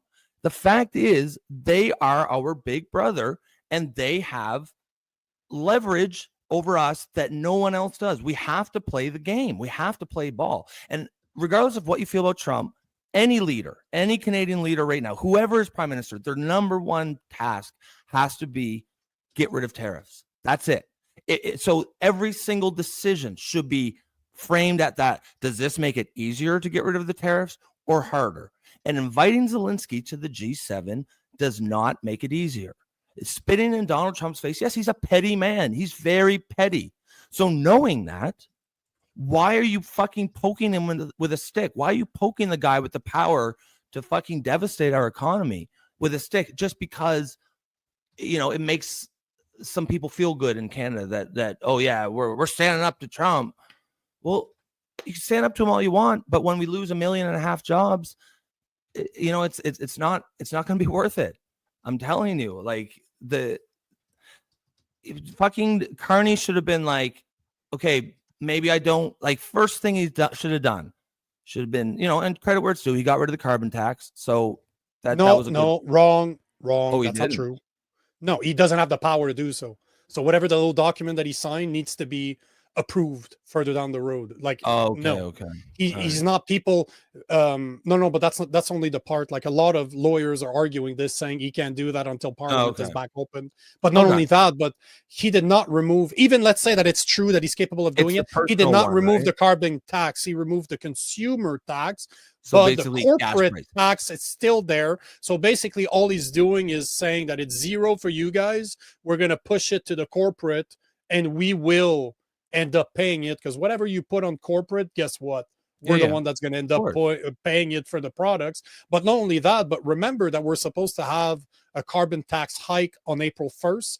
I did not, and I looked for it this weekend. Nowhere did he say that he was removing that hike, and it's a 25% hike. So on one end, he's telling us that he's removing it. Like, no, he did not. He's a fucking banker that's moving the dollar from your pocket to the corporate pocket. He's basically, hey, here's $20 for your pocket while I take $20 from your other pocket. Like, the guy so we'll put that to the side then. No, but people are falling for this shit. No, for sure. I mean, I was just going by the headlines. But yeah, that's what most people do, right? That's why I'm here to say wrong. wrong. That debate there with Hillary. But the point is, Carney, the first thing he should have done is hold a press conference and say, yeah, I know things are rocky with America right now. And you can even say, and of course, me and Donald Trump are going to disagree on a lot of things. That's fine. But America is still our closest friend, our biggest ally, and our biggest trading partner, and it's not even close. So that relationship is going to be my priority until we get this sorted out. That's it. That's what you should be doing. Not running around. Not only that, bro, sorry to cut you off, but do you remember the video I showed you last week about Putin saying that he wanted to make sure that one of the deals that he wanted as part of the peace treaty or the peace negotiation with Ukraine that's being handled by the US right now was to make sure that Ukraine could never join NATO. And now you have our fucking Canadian fucktard here is inviting him to the G7 summit where he has no place to be. So how is that not spitting in the face of Russia and spitting in the face of the US at the same time? How the fuck is that helping us? Yeah, it's stupid. Bro. It's no, it's good. It's a good point. It's stupid. It's just stupid all around. I don't care if you hate Donald Trump. Like, you have to play the game that's in front of us, right? We can't play a game. We can't imagine the game as we want it to be and play that game. We have to play the one that we're actually in. And in the one that we're in, America holds all the cards. They have the power to really, really, really, really hurt us. And Zelensky has absolutely no power to help us. So it's a no-brainer, right? Put your personal feelings aside and do what's right for the country. I guess I shouldn't be surprised, and I'm not, but it is disappointing to see it already start to go down this route. And mark my words, Mark Carney will be a lot worse than Trudeau. Well, he's smarter. He was the one puppeteering Trudeau. Yeah. Well, and maybe he fucking gave him some intentionally bad advice, knowing it would tank his polls. So then he swoops in when the time is right. He definitely seems like a guy as the savior. Yeah, he definitely seems like a guy. He's shrewd as the midget savior, because he's a tiny little man. Huh? Did you see that? Too? No, I didn't see that. You can always gauge people's height by door frames, because door frames are normally around 7 feet tall. Yeah, like most door frame, and he walks through a door frame, and it's like he's halfway there. Like he's a little midge. Like to me, Carney is a little man with he has a Napoleon complex.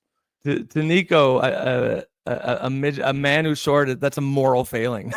I don't want to deal with that. God just didn't like you. Yeah. So I'm going to trust God. I'm going to trust God. God did not. Somebody told me that one day. He was trying to insult me, but he's like, the fact that you're bald just shows that God doesn't like you.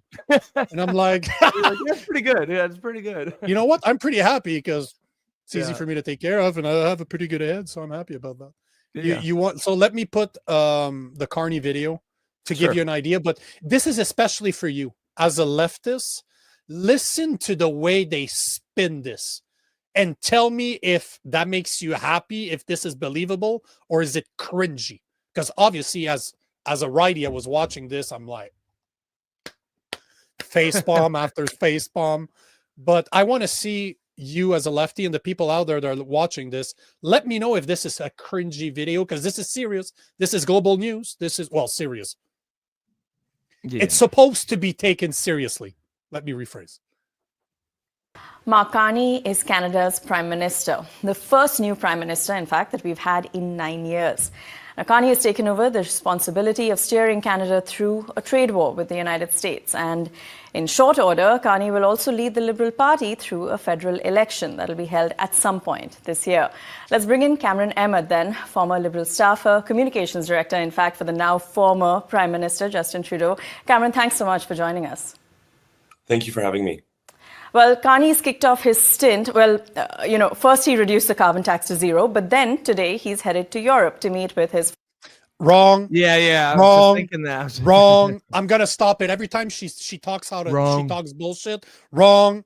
I need to find that. Wrong. And I need to find a Trump one too, just to make sure I piss everybody off.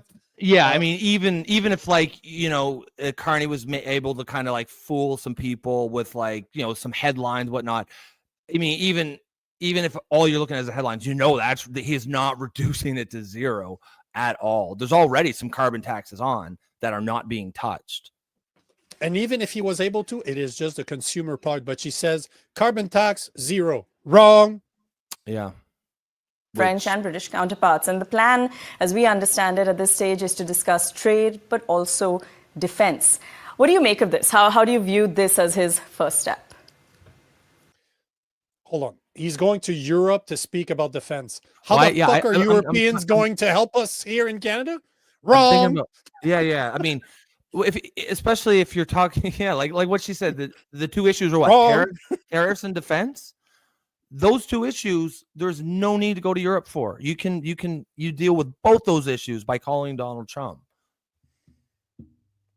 I think it's a smart first step. Wrong. I mean, we saw with the formation of a new cabinet, a very small, lean cabinet.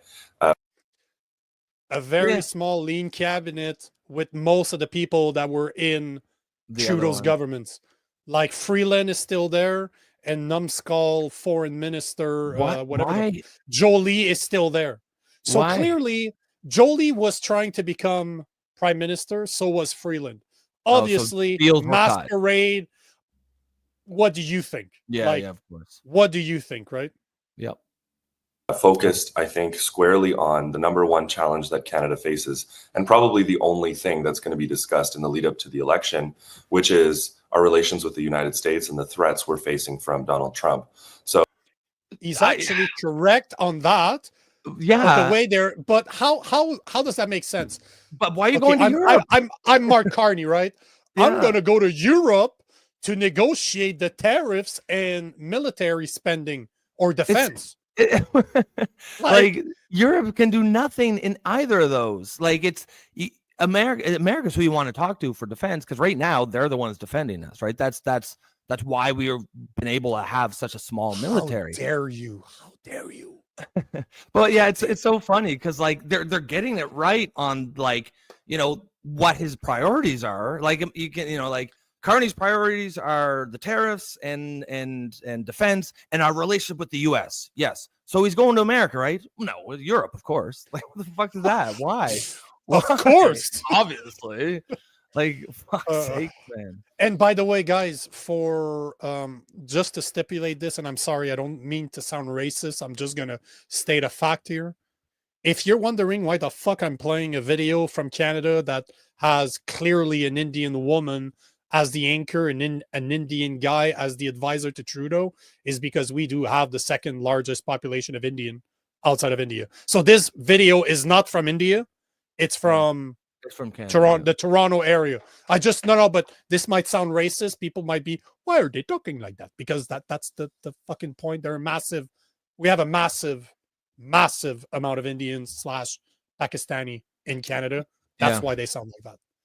So sending a signal very early on that he's going to be have a different style as prime minister, but really focused immediately on that threat. A different style as prime minister. He's doing the, you know, there's an awesome meme going on X right now. It's Mark Carney looking at a Campbell's soup can. Mm-hmm. You know, the Campbell's soup, and all it says liberal tactic, reheat.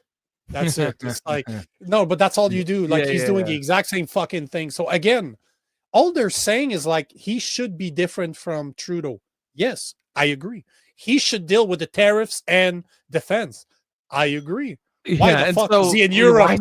Yeah, it's like, fuck, it's the craziest thing ever.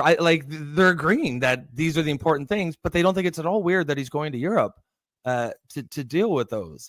And not just is he going to Europe, but it's also spitting in the face of America. Like, it's a disrespect, right? That it's a big thing who a prime minister or a president goes to see first. Those are very important decisions. Like, it's not just willy-nilly, right? Like, they strategize, and there's no reason why Donald Trump should not have been the first visit. He should have been immediately. They should have, tried to find common ground. That's how you do different than what Trudeau does, because Trudeau would have gone to Europe too. He did. He actually did. During the tariffs, he was in Europe, and he was hugging Zelensky. Right after Zelensky shit the bed in the Oval Office. Got kicked out. Slapping him. He was in London trying to help him out, but they ended up telling him, you know what, bro, we can't do anything. See, even more hypocritical. You're going to need, we want to help you, but we need the U.S. to do it. Yeah. But it's okay. Let's go back to Europe to try to deal with the U.S. Oh, wait, we might need to talk to the U.S. to deal with this. Yeah. Like, it really feels like we're being led by the smartest retards. Like, we have a certain group of idiots. We're taking the smarter ones of that group. We're looking smart ones. Like, but I don't think they're dumb. That's the thing. That's the difference. No. I was going to say, most people, those guys are. He's not an idiot. That dude is fucking intelligent. Guy. It's scary. A guy like him is scary. So scary. I think Trudeau is not that smart. I think he just made for a great figurehead. So pretty. That great hair. He's got that great hair. But and he had the pedigree. He was Pierre Elliott's Trudeau's son, and he was to this day he's quite a well-liked prime minister. He was like the old kind of liberal, who didn't really fuck around and take a lot of shit, just a bit of a slice of Canadian history. But if you're familiar with the FLQ crisis, like we had Quebecois terrorist organizations, they actually kidnapped a Canadian politician And fucking Trudeau did not give a shit, man. He called out the army, declared martial law. The media was like, "How far are you gonna go?" And he said, "Just watch me." And you can't see a liberal today, having that kind of resolve or doing what needed to be done. But no, Trudeau would probably cry. Please, this one here, the young one, yeah, he was just giving back. Give him back, please. Oh no, please. yeah, come on. You're please, hurting my feelings. please. I couldn't sleep last night. My boyfriend and I were up all night talking about this. Please. We were making eye contact all night. They were. They were. He makes it. But my overall point very is, good at it. I don't think Trudeau is necessarily a smart guy. Carney is a sharp guy. I mean, I agree, man. He's a smart guy. Yeah, no, I agree with you 1,000%. Traveling to Europe right away, demonstrating that he's going to work to shore up our alliances with other really important countries, and of course the two most important European countries in our historical relationships, and demonstrate to Canadians that he's ready to take that on and that he can show international credibility, competence in governing, and be ready for this threat that's already underway. Who the fuck cares what the rest of the world thinks? Yeah. Deal with the fucking tariffs, go down to the US, go to Washington and speak to fucking Trump.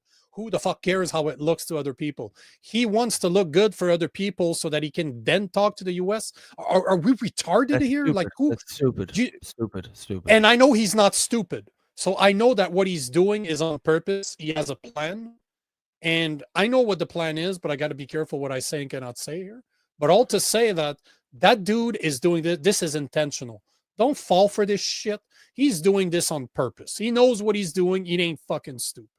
Absolutely. And Prairie, I think you might have thought I was saying that about Justin Trudeau. No, I was talking about his father, Pierre Elliott Trudeau, who I think broadly speaking has, is respected as a statesman. No, he's not. I think. You don't think so? Oh no. If you look today, maybe he was okay back then, but they're seeing him as one of the worst. Like they're literally, him and his father are literally the two worst. Is that because of Justin though? Like no, he was a massive leftist. Like he was a massive fucking leftist that did a lot of dumb shit even back in the days when we were more conservative. So, and again, he's a big, I don't know if you know this, but he was very good friends with Fidel Castro. Yeah, that's the communist out of Cuba. And you should see the pictures of Fidel Castro younger and Justin Trudeau younger. I'd like to see the ancestry.ca. Yeah. But the DNA test. He was very good friends with a communist, and I can tell you, I would not be good friends with a communist that has killed a lot of his own people. It's like having the prime minister was a good friend with Stalin. Oh yeah, good, awesome. Like, yeah, there's a difference between having to deal with him on political issues because they're a country that we need to deal with, but being personal friends with someone that's not business anymore, right? There's a fine line between having to deal with someone on business or politically because that's your fucking responsibility, and being good friends with him. There's a fine line here. Yeah, no, that's fair. I'm just looking at I'm just Googling what his approval rating was. Yep. And I'll continue playing this during the time you're doing that. 57%, which is pretty high. Mulroney's is 83%. No, but you're talking back then. Okay, yeah. You're talking about back then. That what you want to do is to look as to how he fares now. Because there's a lot of dumb policies that he's done. And Mulroney was a conservative, if I'm not mistaken, because we normally go liberal, conservative.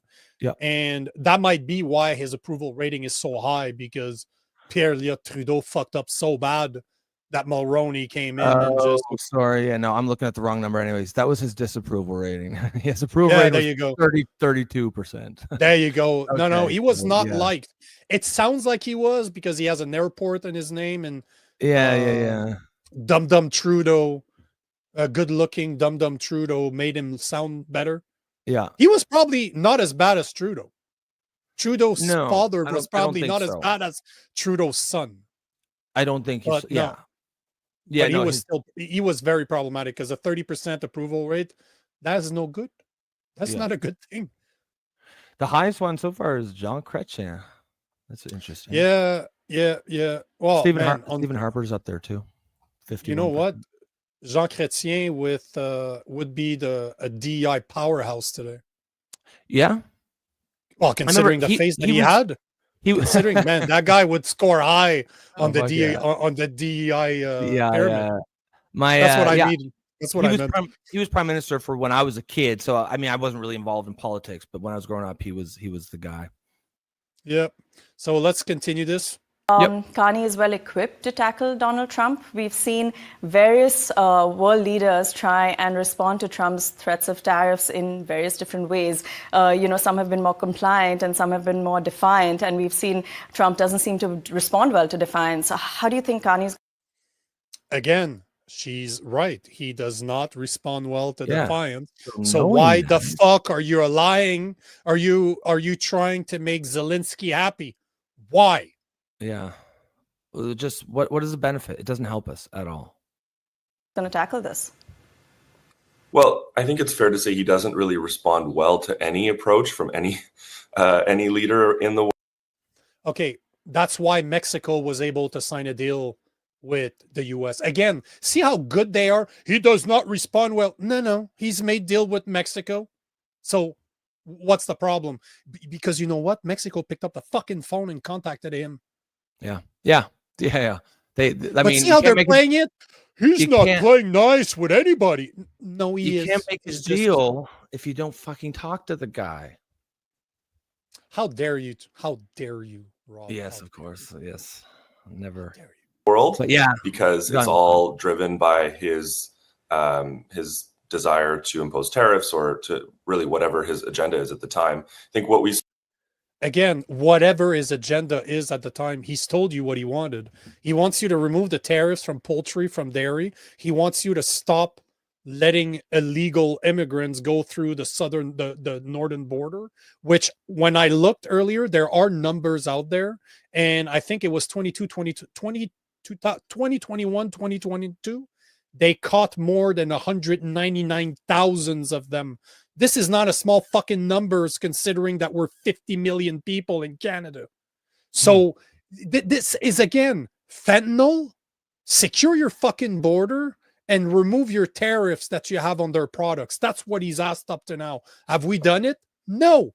But then you have those guys that are just selling the lie. We cannot negotiate with him. And it's a great idea for Carney to go to Europe to try to negotiate with Trump.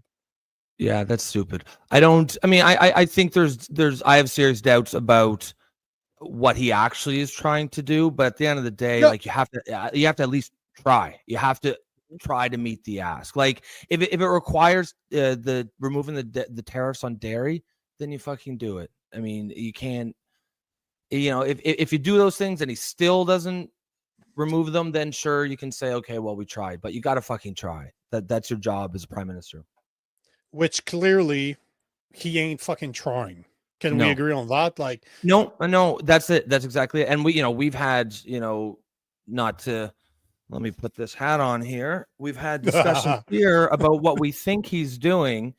And so far, it is according to the playbook. It is a conspiracy theory at this point, but the gist of it is we suspect he might actually not have a problem with the tariffs. He might welcome the tariffs so that he can then use the sort of the threat of them to implement the policies that he wants to implement, which will be some version of, according to the theory, some sort of UBI or CERB type program that will essentially buy him the next election. That's the theory that was put forward to us by Jason when we were on the Levine show, and so far it has held up for sure. It's aged quite well, unfortunately. Yes, unfortunately, because when he made that, Jagmeet Singh was still saying no, election, and Jason was saying, watch this. Jagmeet's going to say, he's going to start saying, no, actually, we don't need an election now. We need to help the workers. Help workers, put out a package. And that's exactly what Jagmeet's where he's at now. So is Carney, and so is Pierre Poilievre. Since Jason has said that, the three main parties in Canada have a line saying pretty much the same thing, word for word. Yeah. I mean, it's not proof, but it's proof that there's something there. That there's legs to it for sure. There's something people in Canada need to open their eyes to, which is why I'm saying that, in my opinion, and I've said this before and I'll say it again, Mark Carney will be worse than Justin Trudeau, because unlike Justin Trudeau, he's actually intelligent and he worked for some massive entities like the WEF. He knows how those machines work. Like you know what? They talk about this in this video. I'm going to let it go to the end. I'll stop interrupting. But they talk about what Mark Carney has done in the past, like it's a beautiful thing. It shows his experience. Like, I listened to this and I'm like, yeah, thank you for really confirming why I'm scared of Mark Carney. Thanks a lot, bro. Saw with Prime Minister Trudeau, especially in the first term, was a really smart strategy in dealing with the White House, and ultimately one that worked for Canada. But the second Trump White House is different and their approach is different. It's more aggressive. So I think Carney is well equipped because he has almost unimpeachable credentials on the economy, and he has steered major economies through crisis before. And two, because he's credible on the international stage. So he's meeting with these leaders of other countries, doesn't even need an introduction. They already know who he is. And again, he is going to be using these first few days in office to demonstrate that he has his eye on the ball. He knows exactly what the priority is for the country. He has the eyes on the king's balls, not his eye on the ball. And the balls that he should have his eye on is not a fucking Europe, down south, Washington. Yeah, I mean, his experience, like he basically helped build the sort of globalist machinery right now. Like he's not just a member, he's like a founding member. So he knows that system inside and out. So if his goal is to move Canada closer to that sort of, to get closer to like the WEF, just these sort sat of on the fucking board. Yeah, large global institutions. He's going to be, if that's his goal, he's going to be very, very effective at doing it. He's going to be primed to actually steer us in that direction, if that is indeed his goal. And it's hard to say there's nothing he's done that would suggest that isn't his goal. And everything and his entire or the other way around, or the everything other way around, right? You're right. Can you really say that there's not doubt here that Carney does not have our best interests at heart? Well, just look at his. Is it that hard of a tell? No, but forget just what he's done since last week. If you would ask right now, I guarantee you that if you would poll the average Canadian, what is your number one concern right now? Tariffs and Donald Trump. That would be the number one concern. Any fucking Canadian, no matter. Like, what are you doing, man? And let's invite Zelensky to the G7. Don't forget that one. Kick a little more sand in Donald Trump's face. And there's Carney's not able. Okay, hold on. Let me stop you there.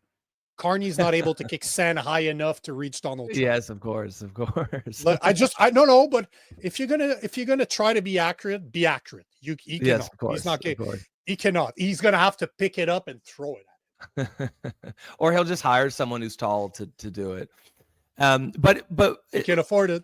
Yeah. But what you said there is an important thing to keep in mind too. So like the reason we bring up this, conspiracy theory about what he might be doing is because that should be the framework through which you assess what he's doing, right? If you think that he's genuinely trying to do the right thing for Canada, you might be a little bit like, oh, why is he doing that? Why is he going to Europe? Why is he not focusing on the American relationship when everybody knows, as this guy said, that is the priority? But if for a second, just for the sake of argument, we assume that conspiracy theory that we just talked about is true, then that makes what he's doing make perfect sense. And that's not a good thing. All of a sudden these moves start to look completely different. And if we also assume that he's not a dumb guy and he's a smart guy, again, it isn't proof that this is what's going on, but evidence is piling up. it's just looking bad when Very you put bad. it all into perspective. And Yep. you know, as you said, this is my goal, is to just put doubts in your mind to say, okay, hold on, because this is what I found very interesting about this video. Everything they say, I agree with. That are the problem and the priorities. I agree with them. Their solution is completely off.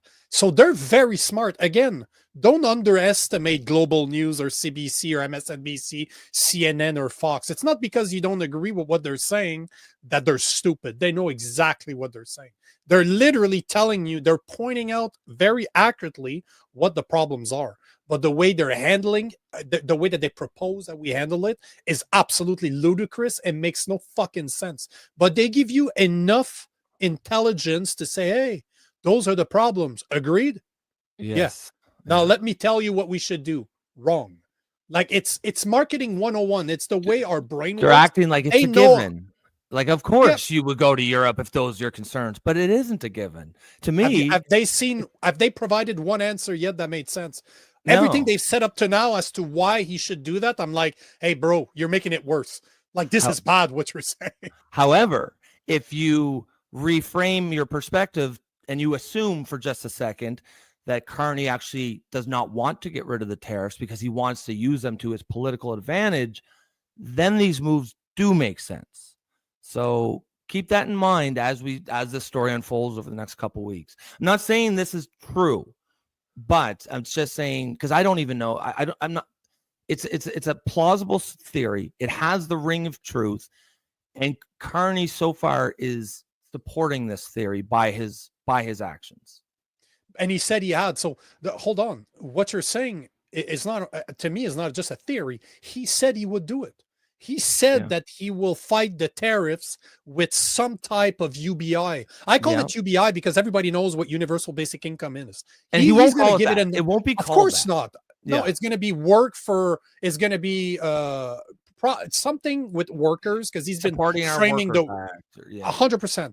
But all to say, this is not a conspiracy theory. He has spoken about this many, many times. He even said before becoming prime minister that he would invoke the Emergency Act in order to deal with the tariffs and install some type of UBI schemes. Call it whatever the fuck you want. He has said that on I was going to say on radio. Goddamn, I'm in the 1900s now. He has said that on video. He was on the phonograph. He was on the telegraph. Yeah. And he sent the facts. Actually, he sent us a fax. No, but the point is that this is not a conspiracy theory. He said that. He has said that multiple times. He said he was going to take the proceeds from the retaliatory tariffs, which, I mean... And what he's doing right now, if you look at what he said and what he's doing right now, you're like, he's actually making it worse by pretty much spitting in Trump's face by inviting Zelensky to everything he's doing is like one step further, one step further, one step further. Like, what's the next thing he's gonna say? He's gonna have to say something. There's gonna be another step this week that he's gonna do that most people are gonna say, "Oh, that is a great thing." Yeah, of course, you're spitting in the face of the U.S. even more now. Like, let's find a way to insult China. Let's insult Russia, China, and the U.S. Let's make sure we do all of that in the same week. Let's make sure we piss off all the powerful players in the global state. All the people that have a reason to want to invade us. Let's make sure that. Let's piss them off. Let's find a way to unite them. Yeah, let's unite the US, Russia, and China against Canada. Yeah. There you go, Mark Carney. That's your homework for the week. But and just like to one last thing before we keep playing this video, because I'm interested in what he says next. Just sort of like keep that in your mind as you watch this. It isn't necessarily that we're saying this is true, but ask yourself, if it were, for the sake of argument, let's assume that this is what Carney's doing. How would he behave? What are the things that he would do? And I think he's doing them so far. You know, nothing has been towards helping us. If you want to just, like, for me, I'm just going to assess whoever is prime minister for the next 6 months on this one question. is your decision on every single decision that you make. Does this help us get rid of tariffs, or does it hurt? Does it make it harder to get rid of tariffs? That's it. And so far, he's running 0 for 5 or 6 or 10 or however many decisions he's made. Nothing he has done has made it easier to get rid of tariffs. He's made harder. But see, this is how you want to see it. I want to challenge people the other way around. Okay. If we assume that his goal is to install some type of UBI scheme, is he doing everything right in order to get to that goal? Yeah, exactly. And so far, yes. I mean, if that is the goal, these are the things that you will do. Now, he could prove us wrong. If he tomorrow he comes out and gives some speech where he's like, you know what, might not agree with everything Donald Trump says, but Americans are our partners, our allies, shared history, brotherhood, rah, rah, rah, whatever you want, and that my main priority is working with Donald Trump, then you could maybe you could say, okay, well, he's done something that's proved us wrong a little bit, but I highly doubt he's going to do that. It's not looking good. No. Let's finish the video. All right. Frankly, that's the only thing that Canadians really care about right now, which is how can Canada stay strong? How can Canada shore up its alliances with other countries? No, wrong. How are we going to deal with the tariffs? This is what I guarantee you. If you ask Canadians out there, their main concern is how are we the fuck dealing with those tariffs? That's it. That elbow up type of crap is bullshit. Nobody.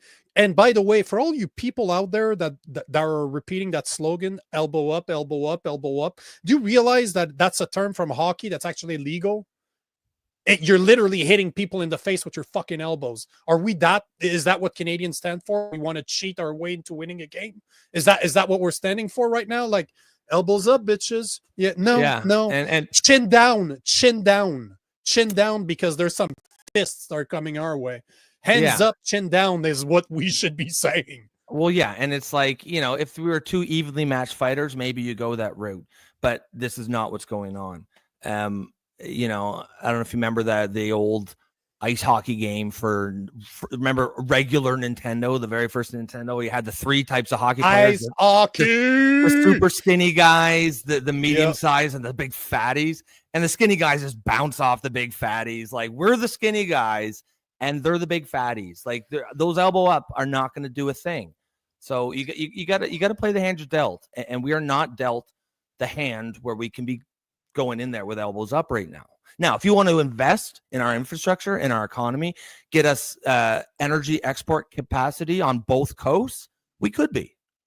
5-10 years from now, we could be that guy, but we're not now. But until then, we need to figure out a deal with the U.S. We have to. And how can we steer ourselves through this difficult time? And I think there's no pretending that it's going to be not going to be a difficult time. I mean, everyone understands that, but this is the right move to work with others who are also facing similar threats and try and bring our alliances closer.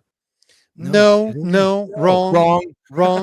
The right move is to deal with the guy that's put the tariffs on. Not to go in to Europe and be like, oh, what an asshole Trump is.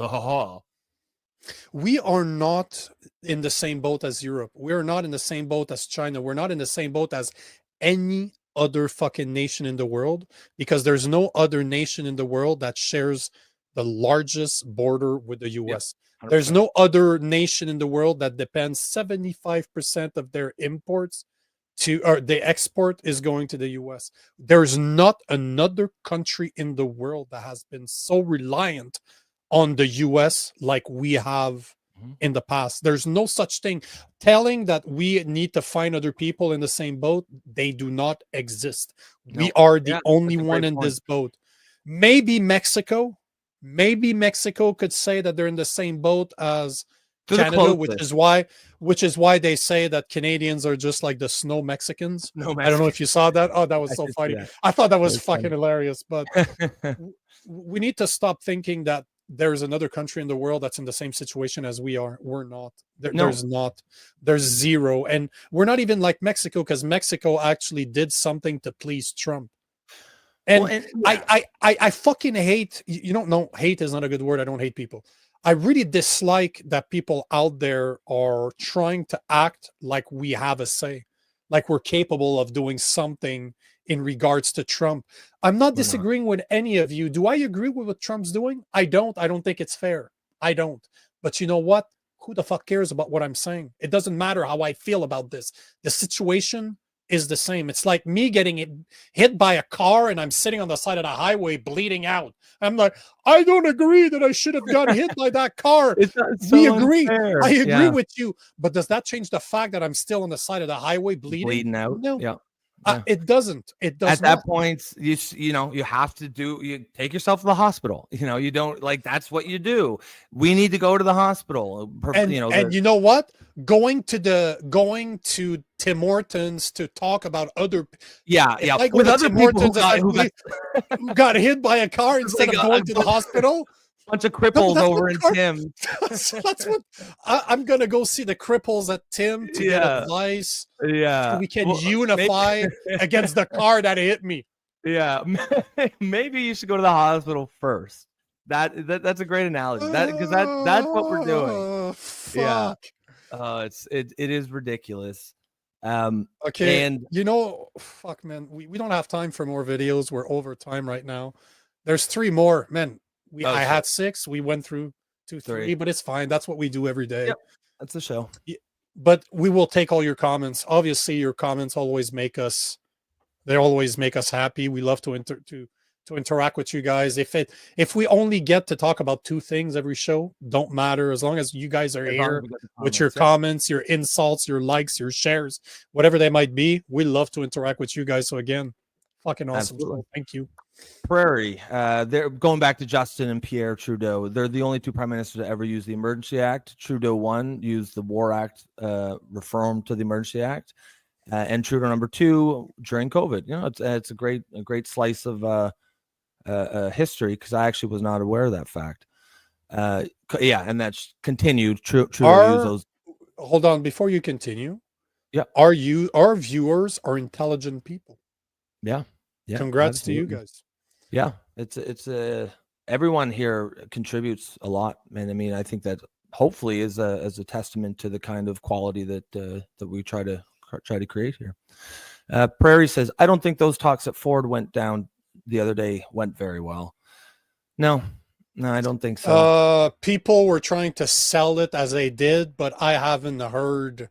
Did Trump anything yet? Was there any Lutnick, like the conversation that was supposed to happen with the foreign minister Lutnick? It's not foreign minister, but it's Lutnick. They were supposed to go to Washington to talk about this. I don't think it went well either because I haven't heard it anywhere. So obviously, something. Don't think that the best of things happened. We'll see. I'll keep an eye for it, Prairie, though, because I definitely want to talk about that. Trump never gave us a bone or anything on that, did he? He never. I don't like he wasn't going to remove tariffs, but yeah, I didn't hear anything.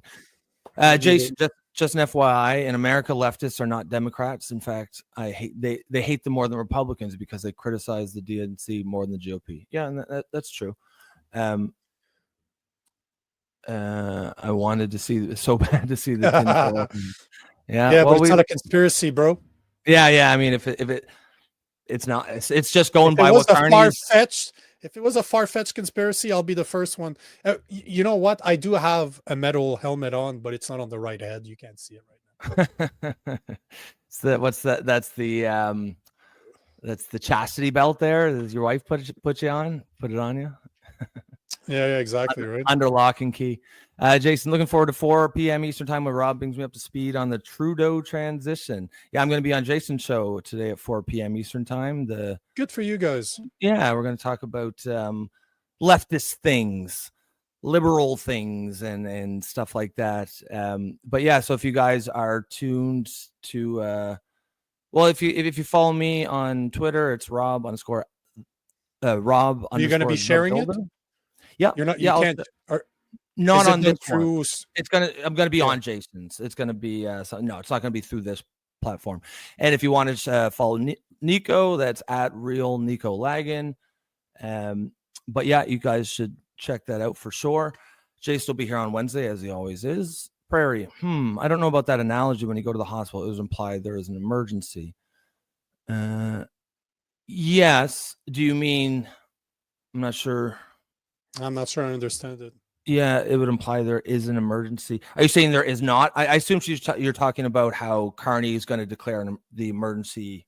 Oh, yeah. When all he would have to do is to deal with Trump. So there's you're saying he's creating the emergency. Yes. You're saying that would be a real emergency to get run over. Okay, we agree. We agree. Ford is supposed to be going back this week. Let's see it. I mean, at the end of the day, he's at least going there, right? He's at least, and it's good exercise for Ford. Yeah, he needs it. I'm happy that he's doing the exercise, even if nothing happens out of it. Right? Might lose a few pounds. Yeah, exactly. He could get back on the crack like his brother, and they'll probably cut some weight. Do you remember that video came out him smoking crack with the gang members? Yep, as the mayor of Toronto. Yeah. Whatever. Geez, that's some gangster shit though, for sure. That's some crackhead gangster shit. Yeah. Yep. I don't know what he was thinking, but I don't think he was. No, I don't think he was. Do you? What else do you got for us, Nico? Is that it? For now, that's it. There was a few things I wanted to talk about, but technically we can push them to tomorrow, so not a big deal. The video about the nuclear power, the fusion power, I'll keep it for tomorrow. I'm already putting it in my notes for tomorrow, so no doubt I'll do my best. But they're timeless. Even if it takes me a week to bring them up, it's all good. But yeah, I want to thank every single one of you out there for being with us on the show. We appreciate your time. We know how much it's valuable to you and to us. Thank you for all the comments, and we'll be back tomorrow.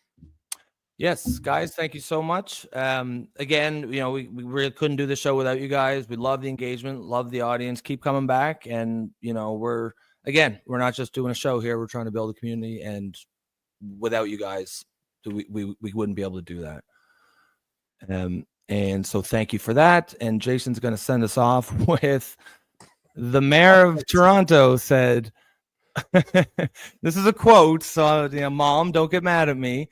Said, I didn't eat that girl's pussy. I have a wife and plenty to eat at home. This is the mayor of Toronto.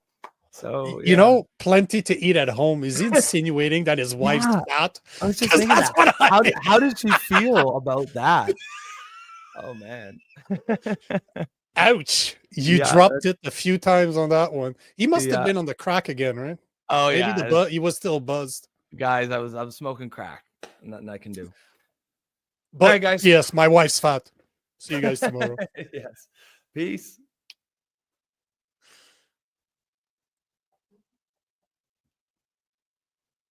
And